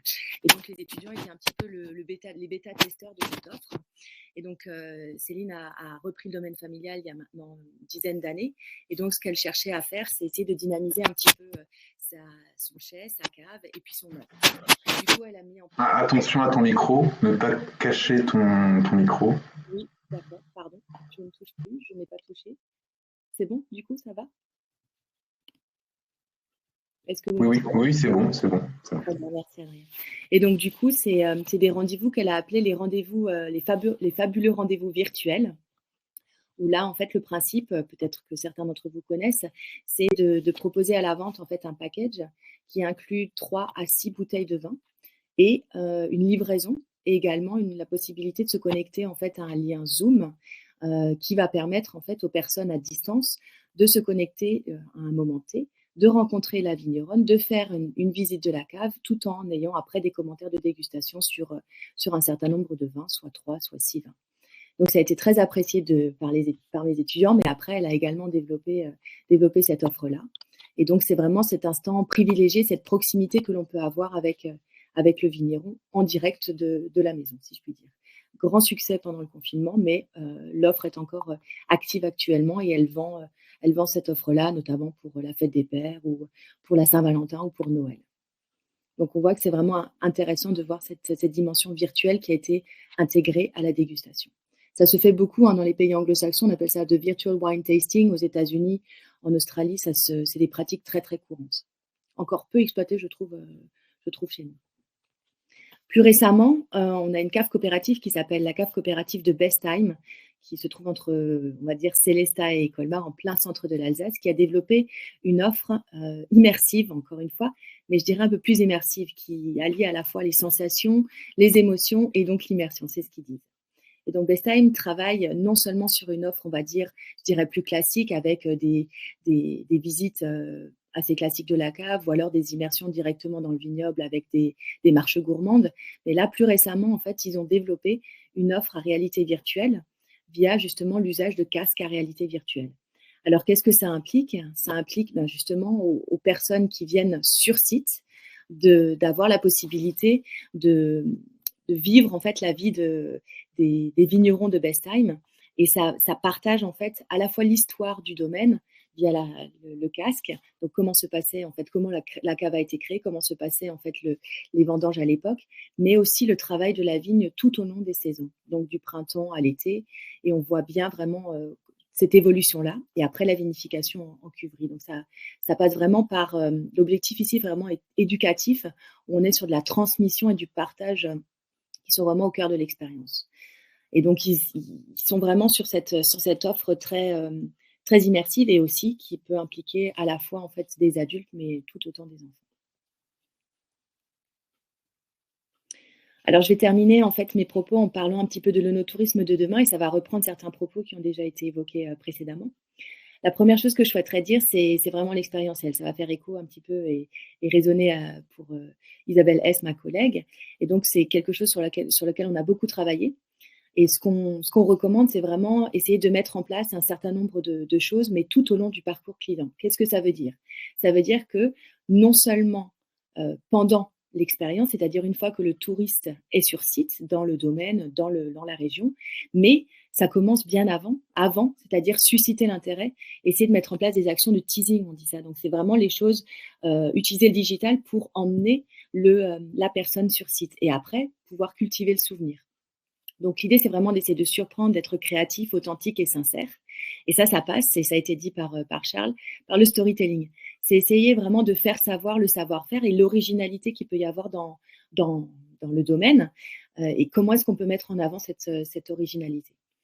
Je rejoins ce qui a été dit, c'est vraiment sur une simplicité du message, et ce à quoi on croit vraiment, c'est cette approche terroir et authenticité. Qu'est-ce qui va faire que le domaine est différent? Quelle est l'offre que le domaine a envie de mettre en avant par rapport à l'offre déjà existante ou par rapport aux collègues? Et je suis d'accord encore ce qui a été dit. C'est pas parce que les autres font comme ça qu'il faut imiter. Il faut trouver en fait quel est le facteur distinctif par rapport à cette offre-là. L'importance de la relation client, j'insiste vraiment là-dessus. Alors les petits points d'interrogation, c'est pas les bonnes choses, c'est des petites flèches, mais ça sort pas. Mais en tout cas, ce que je veux dire, c'est vraiment cette notion de relation client tout au long du parcours. Donc réfléchir à une offre immersive pendant, mais utiliser les réseaux sociaux en amont ou la dégustation virtuelle pour teaser, pour encourager les gens à venir. Et après, entretenir le souvenir en conservant ce lien, cette proximité avec le client. Donc l'expérientiel, c'est on va dire le premier levier. La deuxième chose importante aussi, c'est cette expérience de consommation. Donc, c'est un modèle théorique sur lequel on a travaillé. Et on voit, alors je ne vais pas rentrer dans le détail théorique, mais simplement ce qu'il faut retenir, c'est que les offres que je vous ai présentées précédemment, on voit que certaines sont beaucoup plus axées sur la transmission, l'éducation. D'autres sont beaucoup plus axées sur les divertissements, l'immersion. Ou alors l'esthétique, la beauté des paysages, la mise en avant de ces paysages. Ou alors l'évasion, la possibilité d'être dans un autre monde quand on vit une expérience de consommation, une expérience touristique. Mais le gage de qualité est vraiment la possibilité, on va dire, la chose la plus, on va dire, qui va être plus à valeur ajoutée, ça va être le fait de développer une expérience qui rejoint en fait ces 4 dimensions. Et c'est là ce qu'on appelle, c'est pour ça que j'ai mis le petit cœur, ce qu'on appelle l'expérience du flow. Si on a la capacité en tant que domaine de proposer à la fois du divertissement, de l'éducation, le mettre dans un beau paysage et permettre en fait à nos touristes de s'évader, eh bien c'est là où l'expérience est au sommet. C'est vraiment là où on est dans l'accord et dans la cohérence par rapport à ce qu'un client pourrait attendre.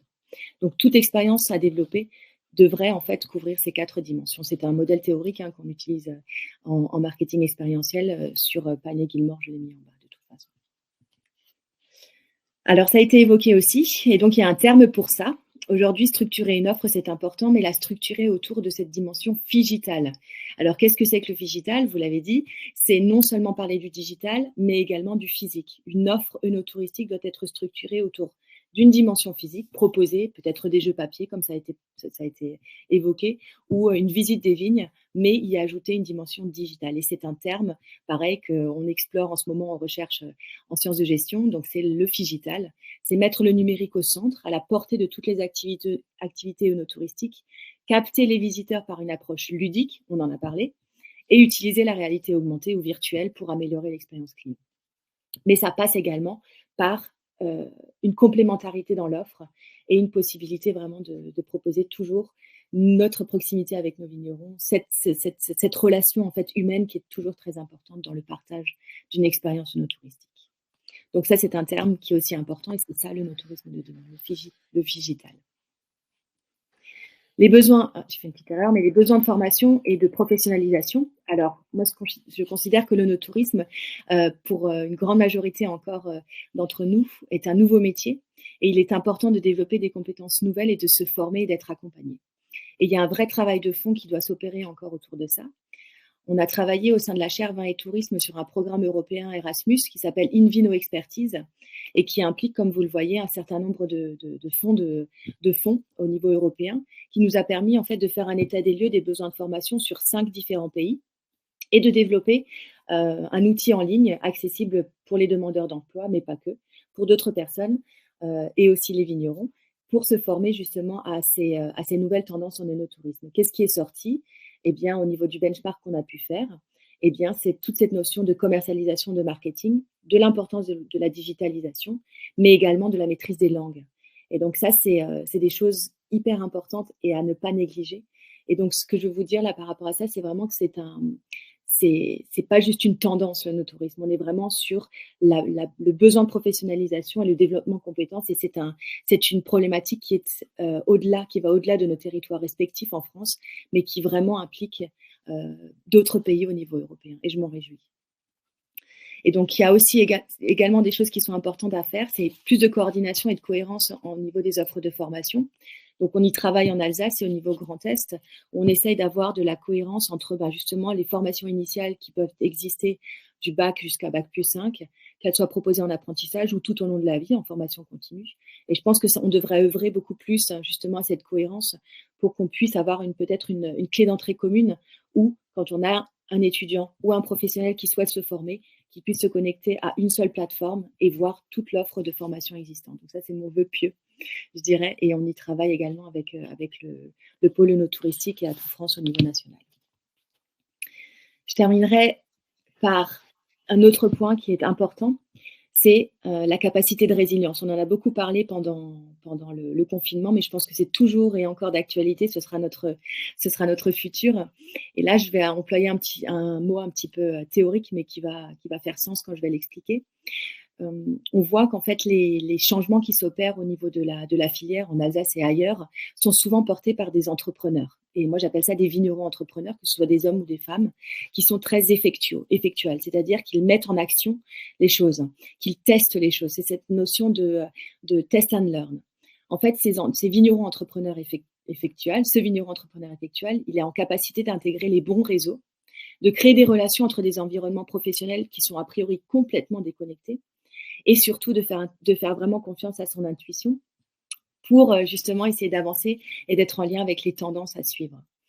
Et pour ça, il faut faire preuve de beaucoup de leadership pour s'engager et d'avoir cette capacité de désapprendre pour réapprendre. Et je pense qu'on a avec donc cette dynamique qui a été initiée par Adrien au niveau de la Champagne et avec Invinotech, donc c'est un cluster d'innovation que l'on porte avec d'autres collègues sur l'Alsace et en Champagne avec Adrien, où on voudrait aider via le Challenge Empowering Champagne à ces vignerons de prendre cette casquette beaucoup plus entrepreneuriale et à justement essayer de créer des relations qui sont dans des environnements complètement, bien sûr, connectés au monde du vin, mais aussi déconnectés. Et c'est là où on va pouvoir se nourrir mutuellement et faire ressortir des bonnes pratiques et pouvoir écrire l'avenir et développer des bonnes pratiques en œnotourisme sur les prochaines années. Donc, c'est vraiment cette notion de résilience et de capacité d'apprendre collectivement différemment. Voilà, c'était le point sur lequel je voulais insister. Donc, expérience, digitale et résilience. Et formation, bien sûr. Il y a une question, merci beaucoup. C'est important pour moi, je l'ai mis parce que je fais partie de la confrérie Saint-Étienne en Alsace. Vous avez aussi des confréries viniques en Champagne. Et je pense que c'est important de le mettre en avant parce que ça fait aussi partie de notre patrimoine touristique, ces belles confréries viniques. Voilà. Merci beaucoup, Coralie. Il y avait une question justement donc dans le chat, si tu veux y répondre. Est-ce que la formation InVino est déjà en application via une structure de formation et si oui, laquelle? Alors, InVino, je ne vois pas la... Alors, oui, c'est vrai que j'avais pas trop. Alors, peut-être que je voudrais savoir si les formations que vous proposez. Ah oui, par rapport au. Excuse-moi, Adrien, je te coupe. Je pense que Céline voulait faire référence à ce qui a été proposé, étudié au niveau européen. Donc, je suppose que c'est ça, InVino Expertise. Alors, c'est pas une application. Pour l'instant, c'est un site qui est en bêta-test au niveau des entreprises. Et donc, ça va être, dès qu'on a fini le bêta-test, là, on va le finir des entreprises test. Donc là, je passe aussi un appel. Je peux faire passer le bêta-test pour voir si ça répond aussi aux attentes. Et donc, non, aujourd'hui, ça ne dépend pas d'une structure de formation en particulier. C'est un outil pour l'instant qui est 100% digital, 100% en ligne. Voilà. D'accord, très bien. Merci beaucoup. C'était très intéressant. Je pense que ça fait écho aussi que je vois que Christophe Lévy est présent aussi et je pense que ça a été intéressant aussi pour lui qui travaille aussi dans ce domaine avec une application. C'était assez riche toute ta présentation et donc il y avait beaucoup de choses pour les participants. Je pense qu'il y avait plein de choses intéressantes. Donc s'il y a des questions, n'hésitez pas à les poser à Coralie dans le chat. En termes de formation également donc sur le secteur champenois, et il y a bien sûr Alexandrine Daven qui propose donc par la Chambre d'agriculture donc son expertise en termes d'accompagnement des expériences œnotouristiques. Et donc je propose à Alexandrine de nous rejoindre et de nous partager sa présentation. Bonjour. Bonjour. Bonjour. Bonsoir. Bonsoir, oui, bonsoir, c'est vrai à cette heure-ci. Oui, c'est vrai. Alors, partager, donc onglet, c'est ça, onglet Chrome, on avait dit. Hein. Ouais. Oui, c'est ça. Partager, ok. Et voilà, diaporama. Okay. Voilà. Et donc voilà, cette cellule Conseil Tourisme, donc on parlait du besoin de se former pour les vignerons, parce que c'était une activité qui n'est pas forcément naturelle, l'accueil du public. Et donc, voilà, Alexandre, c'était là-dessus que tu voulais apporter aussi ton éclairage, l'importance du présentiel et la qualité de l'accueil. Oui, c'est ça. Je voulais finalement prendre un angle assez complémentaire aux participants. Et je crois que peut-être je vais rebondir aussi pas mal sur ce qu'a pu dire Coralie juste avant moi, puisqu'on a un angle un peu commun sur la dernière partie. Mais moi, voilà, juste peut-être aussi pour faire une petite synthèse de tout ce qui a été dit, très intéressant, beaucoup d'exemples. Donc ça tombe bien puisque moi j'en apporterai pas dans cette dernière partie, mais je vais insister finalement sur l'accueil personnalisé sur l'exploitation, peut-être un petit retour aux sources. Donc on a vu qu'intégrer le jeu dans l'accueil no touristique, ça permettait de créer une nouvelle expérience au sein de l'exploitation, que c'était destiné à un type de clientèle qui était dans l'attente de séjours et d'offres à la fois culturelles et dynamiques. Et c'est vrai qu'on assiste de plus en plus depuis quelques années à une sorte de gamification de la société, donc de transposition des mécanismes du jeu dans des contextes autres que le jeu, et notamment dans la sphère du tourisme. Donc on a eu des exemples très intéressants d'expériences tout à fait novatrices appliquées à l'offre no touristique et qui finalement ouvrent des perspectives aux vignerons pour réfléchir au potentiel que cela peut exprimer. Mais ça peut aussi faire peur. Ça peut aussi faire peur parce qu'on a vu des choses très poussées, très professionnelles. Et puis, on voit bien aussi finalement que le panel des offres no touristiques est croissant, qu'il y a un contexte qui devient de plus en plus concurrentiel, et pas simplement à l'échelle de la Champagne, puisqu'on vient d'avoir l'exemple de l'Alsace qui se démarque aussi avec énormément de choses et une très belle dynamique. Et donc, c'est pas évident de se démarquer, c'est pas évident de trouver des nouvelles idées. Et moi, je me mets un petit peu à la place du viticulteur et en tout cas au contact des porteurs de projets que je côtoie. On peut se poser des questions à savoir comment est-ce qu'on va améliorer son offre, comment est-ce qu'on va se positionner par rapport à un monde qui va très très vite et avec aussi une pertinence d'offre autour de soi qui est absolument incroyable. Et donc, parmi toutes les expériences touristiques qu'on voit, que ça soit faire découvrir le vignoble dans une voiture vite-jet, de faire du géocaching, de faire des chasses au trésor, finalement, il y a un élément incompressible qui est garant de l'équilibre économique, stratégique et culturel de l'activité touristique. C'est l'accueil personnalisé, et Coralie l'a souligné dans la dernière partie de son intervention. Avant de parler de prestations d'accueil, de forfait touristique, on parle d'accueil sur l'exploitation. On parle d'ailleurs d'une manière générale de l'accueil en cave ou des métiers d'accueil. J'ai un petit... Voilà. Oups. Donc, j'ai un petit souci. Voilà. Donc, pour moi, l'accueil, c'est vraiment l'ADN finalement de l'activité touristique. Alors j'ai mis accueil égale TVA, surtout ne vous enfuyez pas, on n'est pas en train de parler de taxes, mais de tourisme à valeur ajoutée. D'ailleurs, dans l'étymologie du mot accueil, on a le mot accueillir avec le préfixe cueillir qui signifie un acte volontaire, celui de cueillir, de recueillir, de rassembler, d'aller chercher le fruit. Et là, on a une passerelle tout à fait étroite avec le monde vitivinicole. Et puis, on a le préfixe d'origine latine ad qui signifie vers, ajouté à. Donc, l'accueil, c'est une mise en relation qui implique quand même une certaine volonté. Il n'y a pas vraiment d'accueil sans volonté. Et travailler son accueil, c'est véritablement optimiser l'expérience du voyageur durant son séjour. Donc, quand on parle de gamification de l'offre, d'expérience ludique, insolite, eh bien, là, on va avoir une volonté de se démarquer par une prestation originale et la qualité de l'accueil, c'est un peu la cerise sur le gâteau. Mais cette qualité d'accueil, elle doit être permanente tout au long de l'offre touristique. Et la prestation va être finalement quelque part sublimée par un accueil de qualité, authentique, sincère, original. Cet accueil, finalement, c'est quoi? C'est aussi guider, accompagner dans la découverte du savoir-faire. C'est être capable d'aider les clients à découvrir, à enrichir leurs connaissances.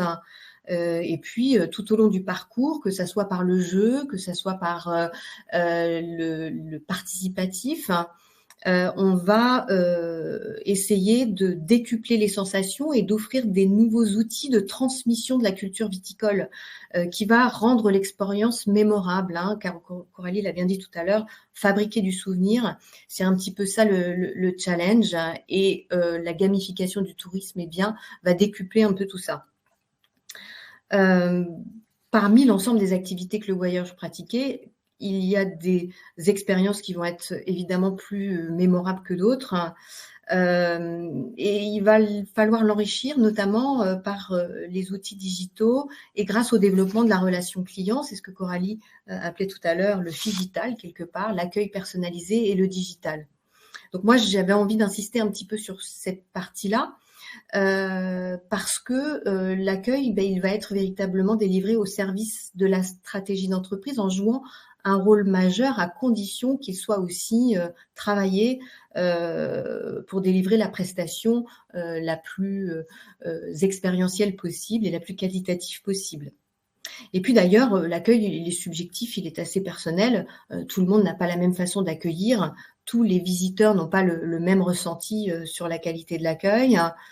Il faut également faire la différence entre accueil et service. L'accueil, ça concerne une relation interhumaine qui est donc différente du service. Et d'ailleurs, un chercheur, Leblanc, a défini l'accueil comme un ensemble de comportements, de politiques, de techniques mis en œuvre pour réussir l'approche du touriste dans le sens d'une relation humaine de qualité, dans le but de satisfaire sa curiosité, ses besoins, goûts et aspirations, et dans la perspective de développer un climat de rencontres et d'échanges de nature à stimuler la connaissance, la tolérance et la compréhension entre les êtres. Donc c'est très joli, hein, c'est très complet. Et donc ça nous fait réfléchir finalement, notamment lorsqu'il parle de climat de rencontre, eh bien à l'atmosphère, à l'ambiance également, qui va être un facteur décisif et qui va parfois donner soit une bonne image, soit une mauvaise image de l'accueil que l'on va réaliser. Donc réussir un accueil, c'est déjà commencer par créer un climat favorable par sa posture, par son engagement, son dynamisme, mais aussi par l'environnement que l'on va proposer.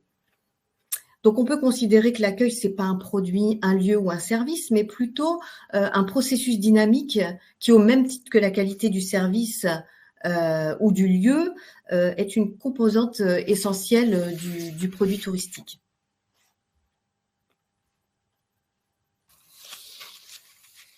Alors, on a dans cette notion d'accueil une nécessaire finalement recherche de cohérence entre l'accueil et l'offre. Ça veut dire que on s'attend pas forcément au même type d'accueil dans un bar, dans un palace, dans une chambre d'hôte. Par exemple, le barman en jean dans un bar branché qui vous accueille avec un salut, ça vous choquera peut-être pas. En revanche, ce comportement un peu détendu pourrait vous surprendre ou vous choquer dans un hôtel de luxe. Donc, ce que je veux dire par là, c'est qu'il doit y avoir une cohérence évidente entre la qualité de l'accueil, l'environnement et le type de service ou de prestation. Ça veut dire qu'on peut réfléchir sur le type d'accueil qu'on va pratiquer sur son exploitation et sur la cohérence qu'il peut y avoir entre le positionnement de son produit, de sa marque, et la prestation d'accueil dans le cadre d'une activité non touristique. Je pense que ça, c'est quelque chose sur lequel il faut vraiment travailler. Il n'est pas question, bien sûr, de se détourner d'un accueil authentique, spontané, mais de réfléchir aux pistes d'amélioration. Donc, il faut essayer de décoder les points forts, les points faibles de son accueil, donc de prendre du recul. Et ça veut dire d'essayer d'analyser l'ensemble des éléments qui jalonnent le parcours client, l'expérience client, depuis le premier contact jusqu'au moment du départ du voyageur. Donc, c'est un ressenti qui est important. Le fait de pouvoir décrypter le ressenti du client. Et ce ressenti-là, bien souvent, on l'a dans les avis clients qu'on va observer sur Internet. Pour autant, ce qui peut être intéressant, c'est d'essayer d'avoir le ressenti client avant le départ ou après la prestation œnotouristique pour pouvoir ensuite rassurer, réajuster et améliorer sa prestation par ailleurs.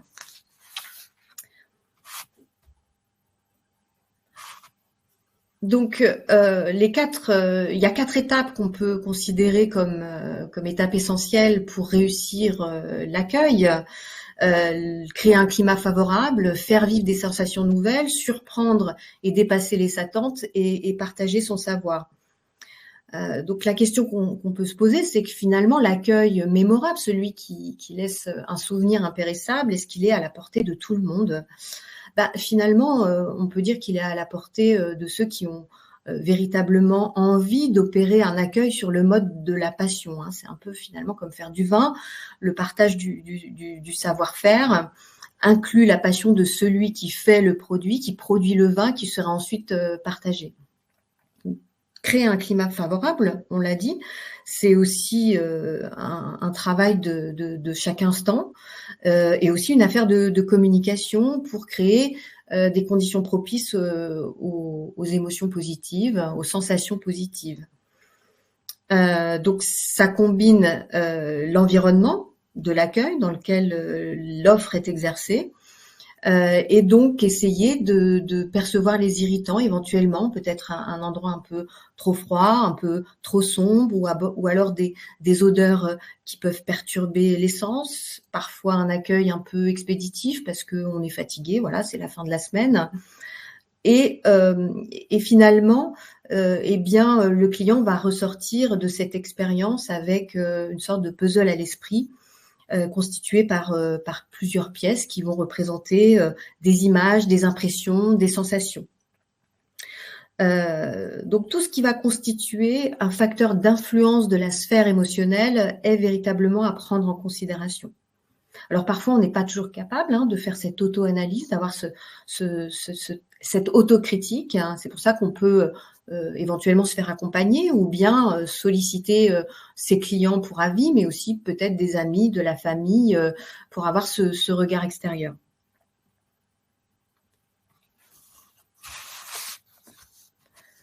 Donc la communication continue, renforcée et enrichie avec le client, c'est un peu ce qu'évoquait Coralie tout à l'heure. C'est ce fameux parcours client sur lequel on insiste beaucoup, professionnels du tourisme, parce que c'est un élément essentiel de la communication.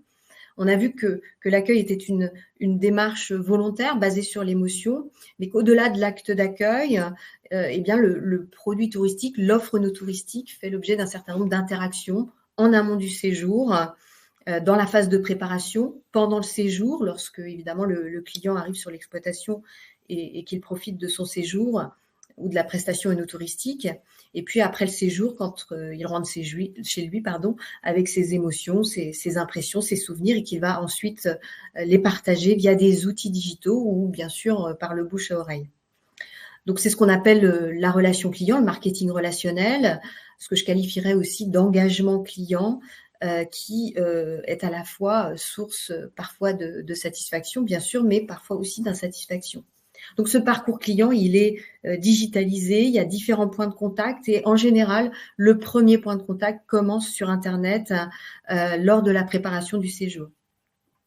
Alors, cette digitalisation, cette figitalisation, comme le disait si bien Coralie, a été renforcée avec la pandémie et on a vu à travers les exemples qu'elle nous a proposés, notamment avec des dégustations virtuelles, que on est à la frontière entre l'accueil physique et l'accueil digital et que finalement, ça ne vient pas en opposition à l'accueil physique, mais que c'est un complément essentiel du parcours client.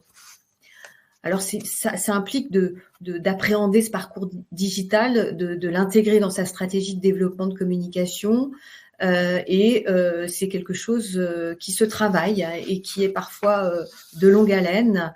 Donc, moi, je vous encourage tous, en tout cas, à essayer de faire le point, de faire l'analyse de ce parcours client pour essayer de repérer éventuellement les grains de sable et de pouvoir les améliorer. Oups, alors là, il y a un petit saut d'image de mon graphique, mais c'est pas grave. Donc voilà, pour conclure sur cet aspect-là, avant le séjour, on va instaurer un climat de confiance et de réassurance. Ça, c'est très important aujourd'hui parce que le client, il a vraiment besoin, en amont de la prestation, d'être rassuré, de voir si votre offre est crédible, d'avoir une mise en confiance. Et ça va se faire par différents outils, notamment votre site web, les réseaux sociaux, les plateformes de réservation, le mailing, le chat, etc.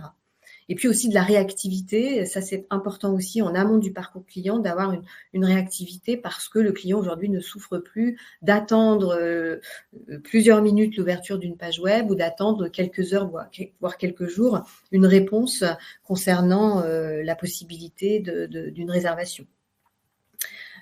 Sur place, évidemment, c'est là que se joue la qualité de l'accueil avec cette notion d'engagement qu'on vient de voir ensemble. Et puis, évidemment, sur la qualité du contenu délivré, le partage du savoir-faire, ça, c'est votre professionnalisme.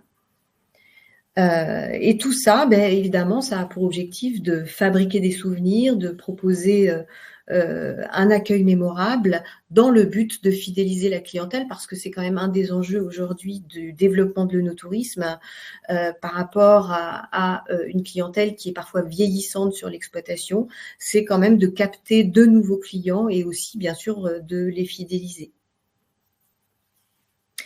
Voilà, donc en conclusion de tout ça, comment sait-on si on a réussi le challenge de l'accueil sur l'exploitation, si on a trouvé le bon curseur entre l'expérience souhaitée et l'expérience délivrée? Eh bien, c'est en essayant d'avoir cette auto-analyse de son activité réceptive avec l'analyse aussi du taux de satisfaction de sa clientèle et du ressenti des clients. C'est donc important de travailler aussi son fichier client par la suite pour avoir une communication qui soit plus personnalisée, le fichier client qui n'est pas toujours suffisamment exploité et qui permet aussi de créer le contact et d'être un outil de valeur ajoutée pour fidéliser la clientèle. Voilà, donc en conclusion, juste pour recentrer aussi parfois l'importance de l'accueil sur l'exploitation comme le fondement finalement de l'offre œnotouristique et de création d'un parcours client qui soit opérationnel, qui soit régulièrement dépoussiéré, je dirais, et de pouvoir surtout éliminer l'ensemble des irritants lorsqu'on en a pu les analyser. Merci beaucoup Alexandrine. C'est bien parce qu'on finit vraiment par vraiment l'essentiel en fait, ce qui est l'œnotourisme, c'est vraiment le rapport humain qu'on établit avec les personnes qui viennent nous rendre visite et avec lesquelles on a la possibilité de partager notre exploitation, notre passion et notre territoire. Et donc, c'est vrai que on peut pas. Et le digital, c'est bien. Le titre de notre soirée, c'était bien sûr, le digital et l'œnotourisme, mais avant tout, il y a ce rapport humain qui est indispensable. Donc, on a vu en quoi le digital pouvait aider en amont de l'expérience. On l'a vu, il faut créer ce lien émotionnel le plus possible en amont. On a vu les vidéos qui étaient montées par les Alsaciens. Je sais que les maisons de champagne aussi ont aussi les moyens de créer des belles vidéos, mais on voit que même des vignerons, et c'est pas si compliqué que ça de créer une vidéo de promotion de son territoire, même si forcément ça demande quand même des compétences aussi. Donc merci à tous. Écoutez, voilà, le principe, c'est vraiment de faire des soirées comme ça thématiques où on balaye le thème vraiment assez largement. Ça a permis d'avoir plein d'expériences pour vous donner plein d'idées pour pouvoir créer éventuellement de nouveaux projets sur vos territoires. N'hésitez pas à contacter Alexandrine pour tous ces conseils. Là, elle a vraiment pointé pour être complémentaire par rapport à tout ce qui a été évoqué en amont, mais je sais qu'elle a une approche très globale de l'accompagnement. Donc voilà. Merci beaucoup Alexandrine. Donc dans les questions, n'hésitez pas si vous avez besoin si vous souhaitez échanger tout de suite avec encore les intervenants qui sont encore présents. Donc le replay sera tout à fait disponible. Si vous voulez ouvrir vos micros, donc là on est en format workshop, ça veut dire que parmi l'assistance, vous pouvez tout à fait partager aussi un peu ce que vous avez retenu de cette soirée. Il y a eu beaucoup de choses qui ont été évoquées. L'idée, c'était aussi comme ça, donner un éclairage de ce qui se passe en dehors. Sachez qu'en Champagne, on a aussi comme ce que fait Christophe Lévy, par exemple, avec son marketplace, il souhaite aussi regrouper les expériences œnologie, les expériences œnotouristiques et la possibilité de favoriser la vente de produits, bien sûr, nos produits champenois locaux. Donc, il y a beaucoup de choses qui existent sur notre territoire. Mais l'idée, c'était de donner un éclairage aussi de ce qui se passe de bien en dehors. Donc, je pense que la mission a été remplie pour ce soir. Écoutez, merci à tous. Alors, c'était le premier After Rock. Moi, je bois notre belle soirée avec. On est jaloux. Bah oui, écoutez, moi je suis en office et je suis covidé, donc normalement je suis en rémission, vous voyez, je me soigne avec les produits locaux. C'est le meilleur remède, tu as raison, Adrien. C'est de l'automédication. Donc n'hésitez pas, si vous souhaitez prendre la parole, vous pouvez. Oui. Philippe, merci Philippe aussi de ta participation. Avec plaisir. Parmi notre assistance, est-ce que vous avez encore des questions? N'hésitez pas. Et en tout cas, voilà, la présentation sera disponible en replay dès demain et partagée sur nos réseaux sociaux.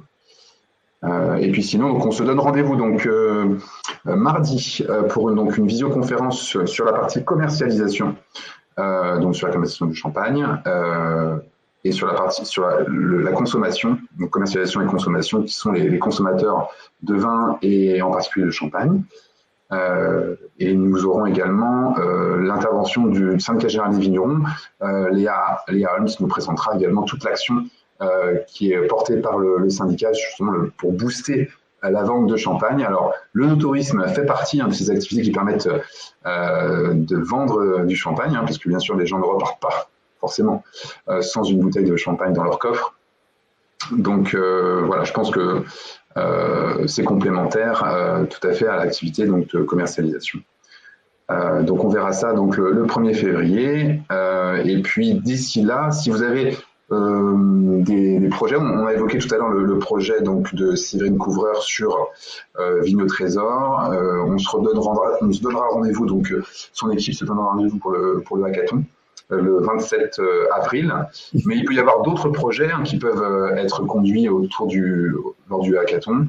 Là, c'était donc pour Vigno Trésor, on est sur la montagne de Reims, mais je sais qu'il y a d'autres associations de producteurs comme à Vitry, le François, dans le Cézanais ou vers Château-Thierry, où il peut y avoir des projets monotouristiques collectifs comme le porte actuellement Séverine Couvreur, mais n'hésitez pas à créer d'autres projets comme ça, parce que voilà, c'est absolument pas concurrentiel. Je pense qu'on l'a vu, les clients de l'un sont les clients des autres, et l'idée c'est vraiment de promouvoir notre territoire et de proposer des expériences un peu différentes, mais toujours complémentaires. Alors,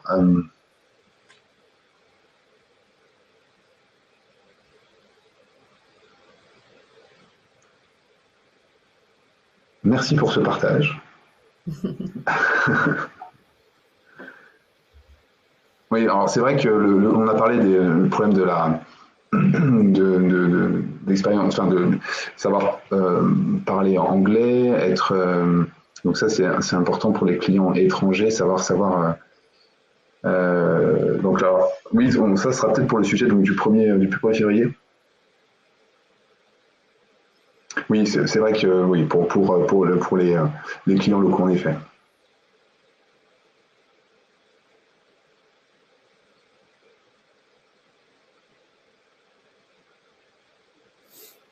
Bon, très bien. Mais n'hésitez pas à prendre la parole, ce sera plus simple pour expliquer votre point. En tout cas, merci à tous. Et puis on se... Ah bon, pardon. Ok, très bien, pas de problème. On se donne rendez-vous donc mardi pour donc même lien de connexion, même procédé. Et vous pourrez comme ça assister donc aux interventions donc de David Ménival du Crédit Agricole, directeur de la filière Champagne, et de Nathalie Spielmann de Neoma Business School, qui interviendra donc sur la partie consommation, et Léa Holmes sur la partie donc pour construire le syndicat général des vignerons de Champagne. Merci à tous, et puis donc jusque là, en attendant, bonne soirée, portez-vous bien, prenez soin de vous, à bientôt.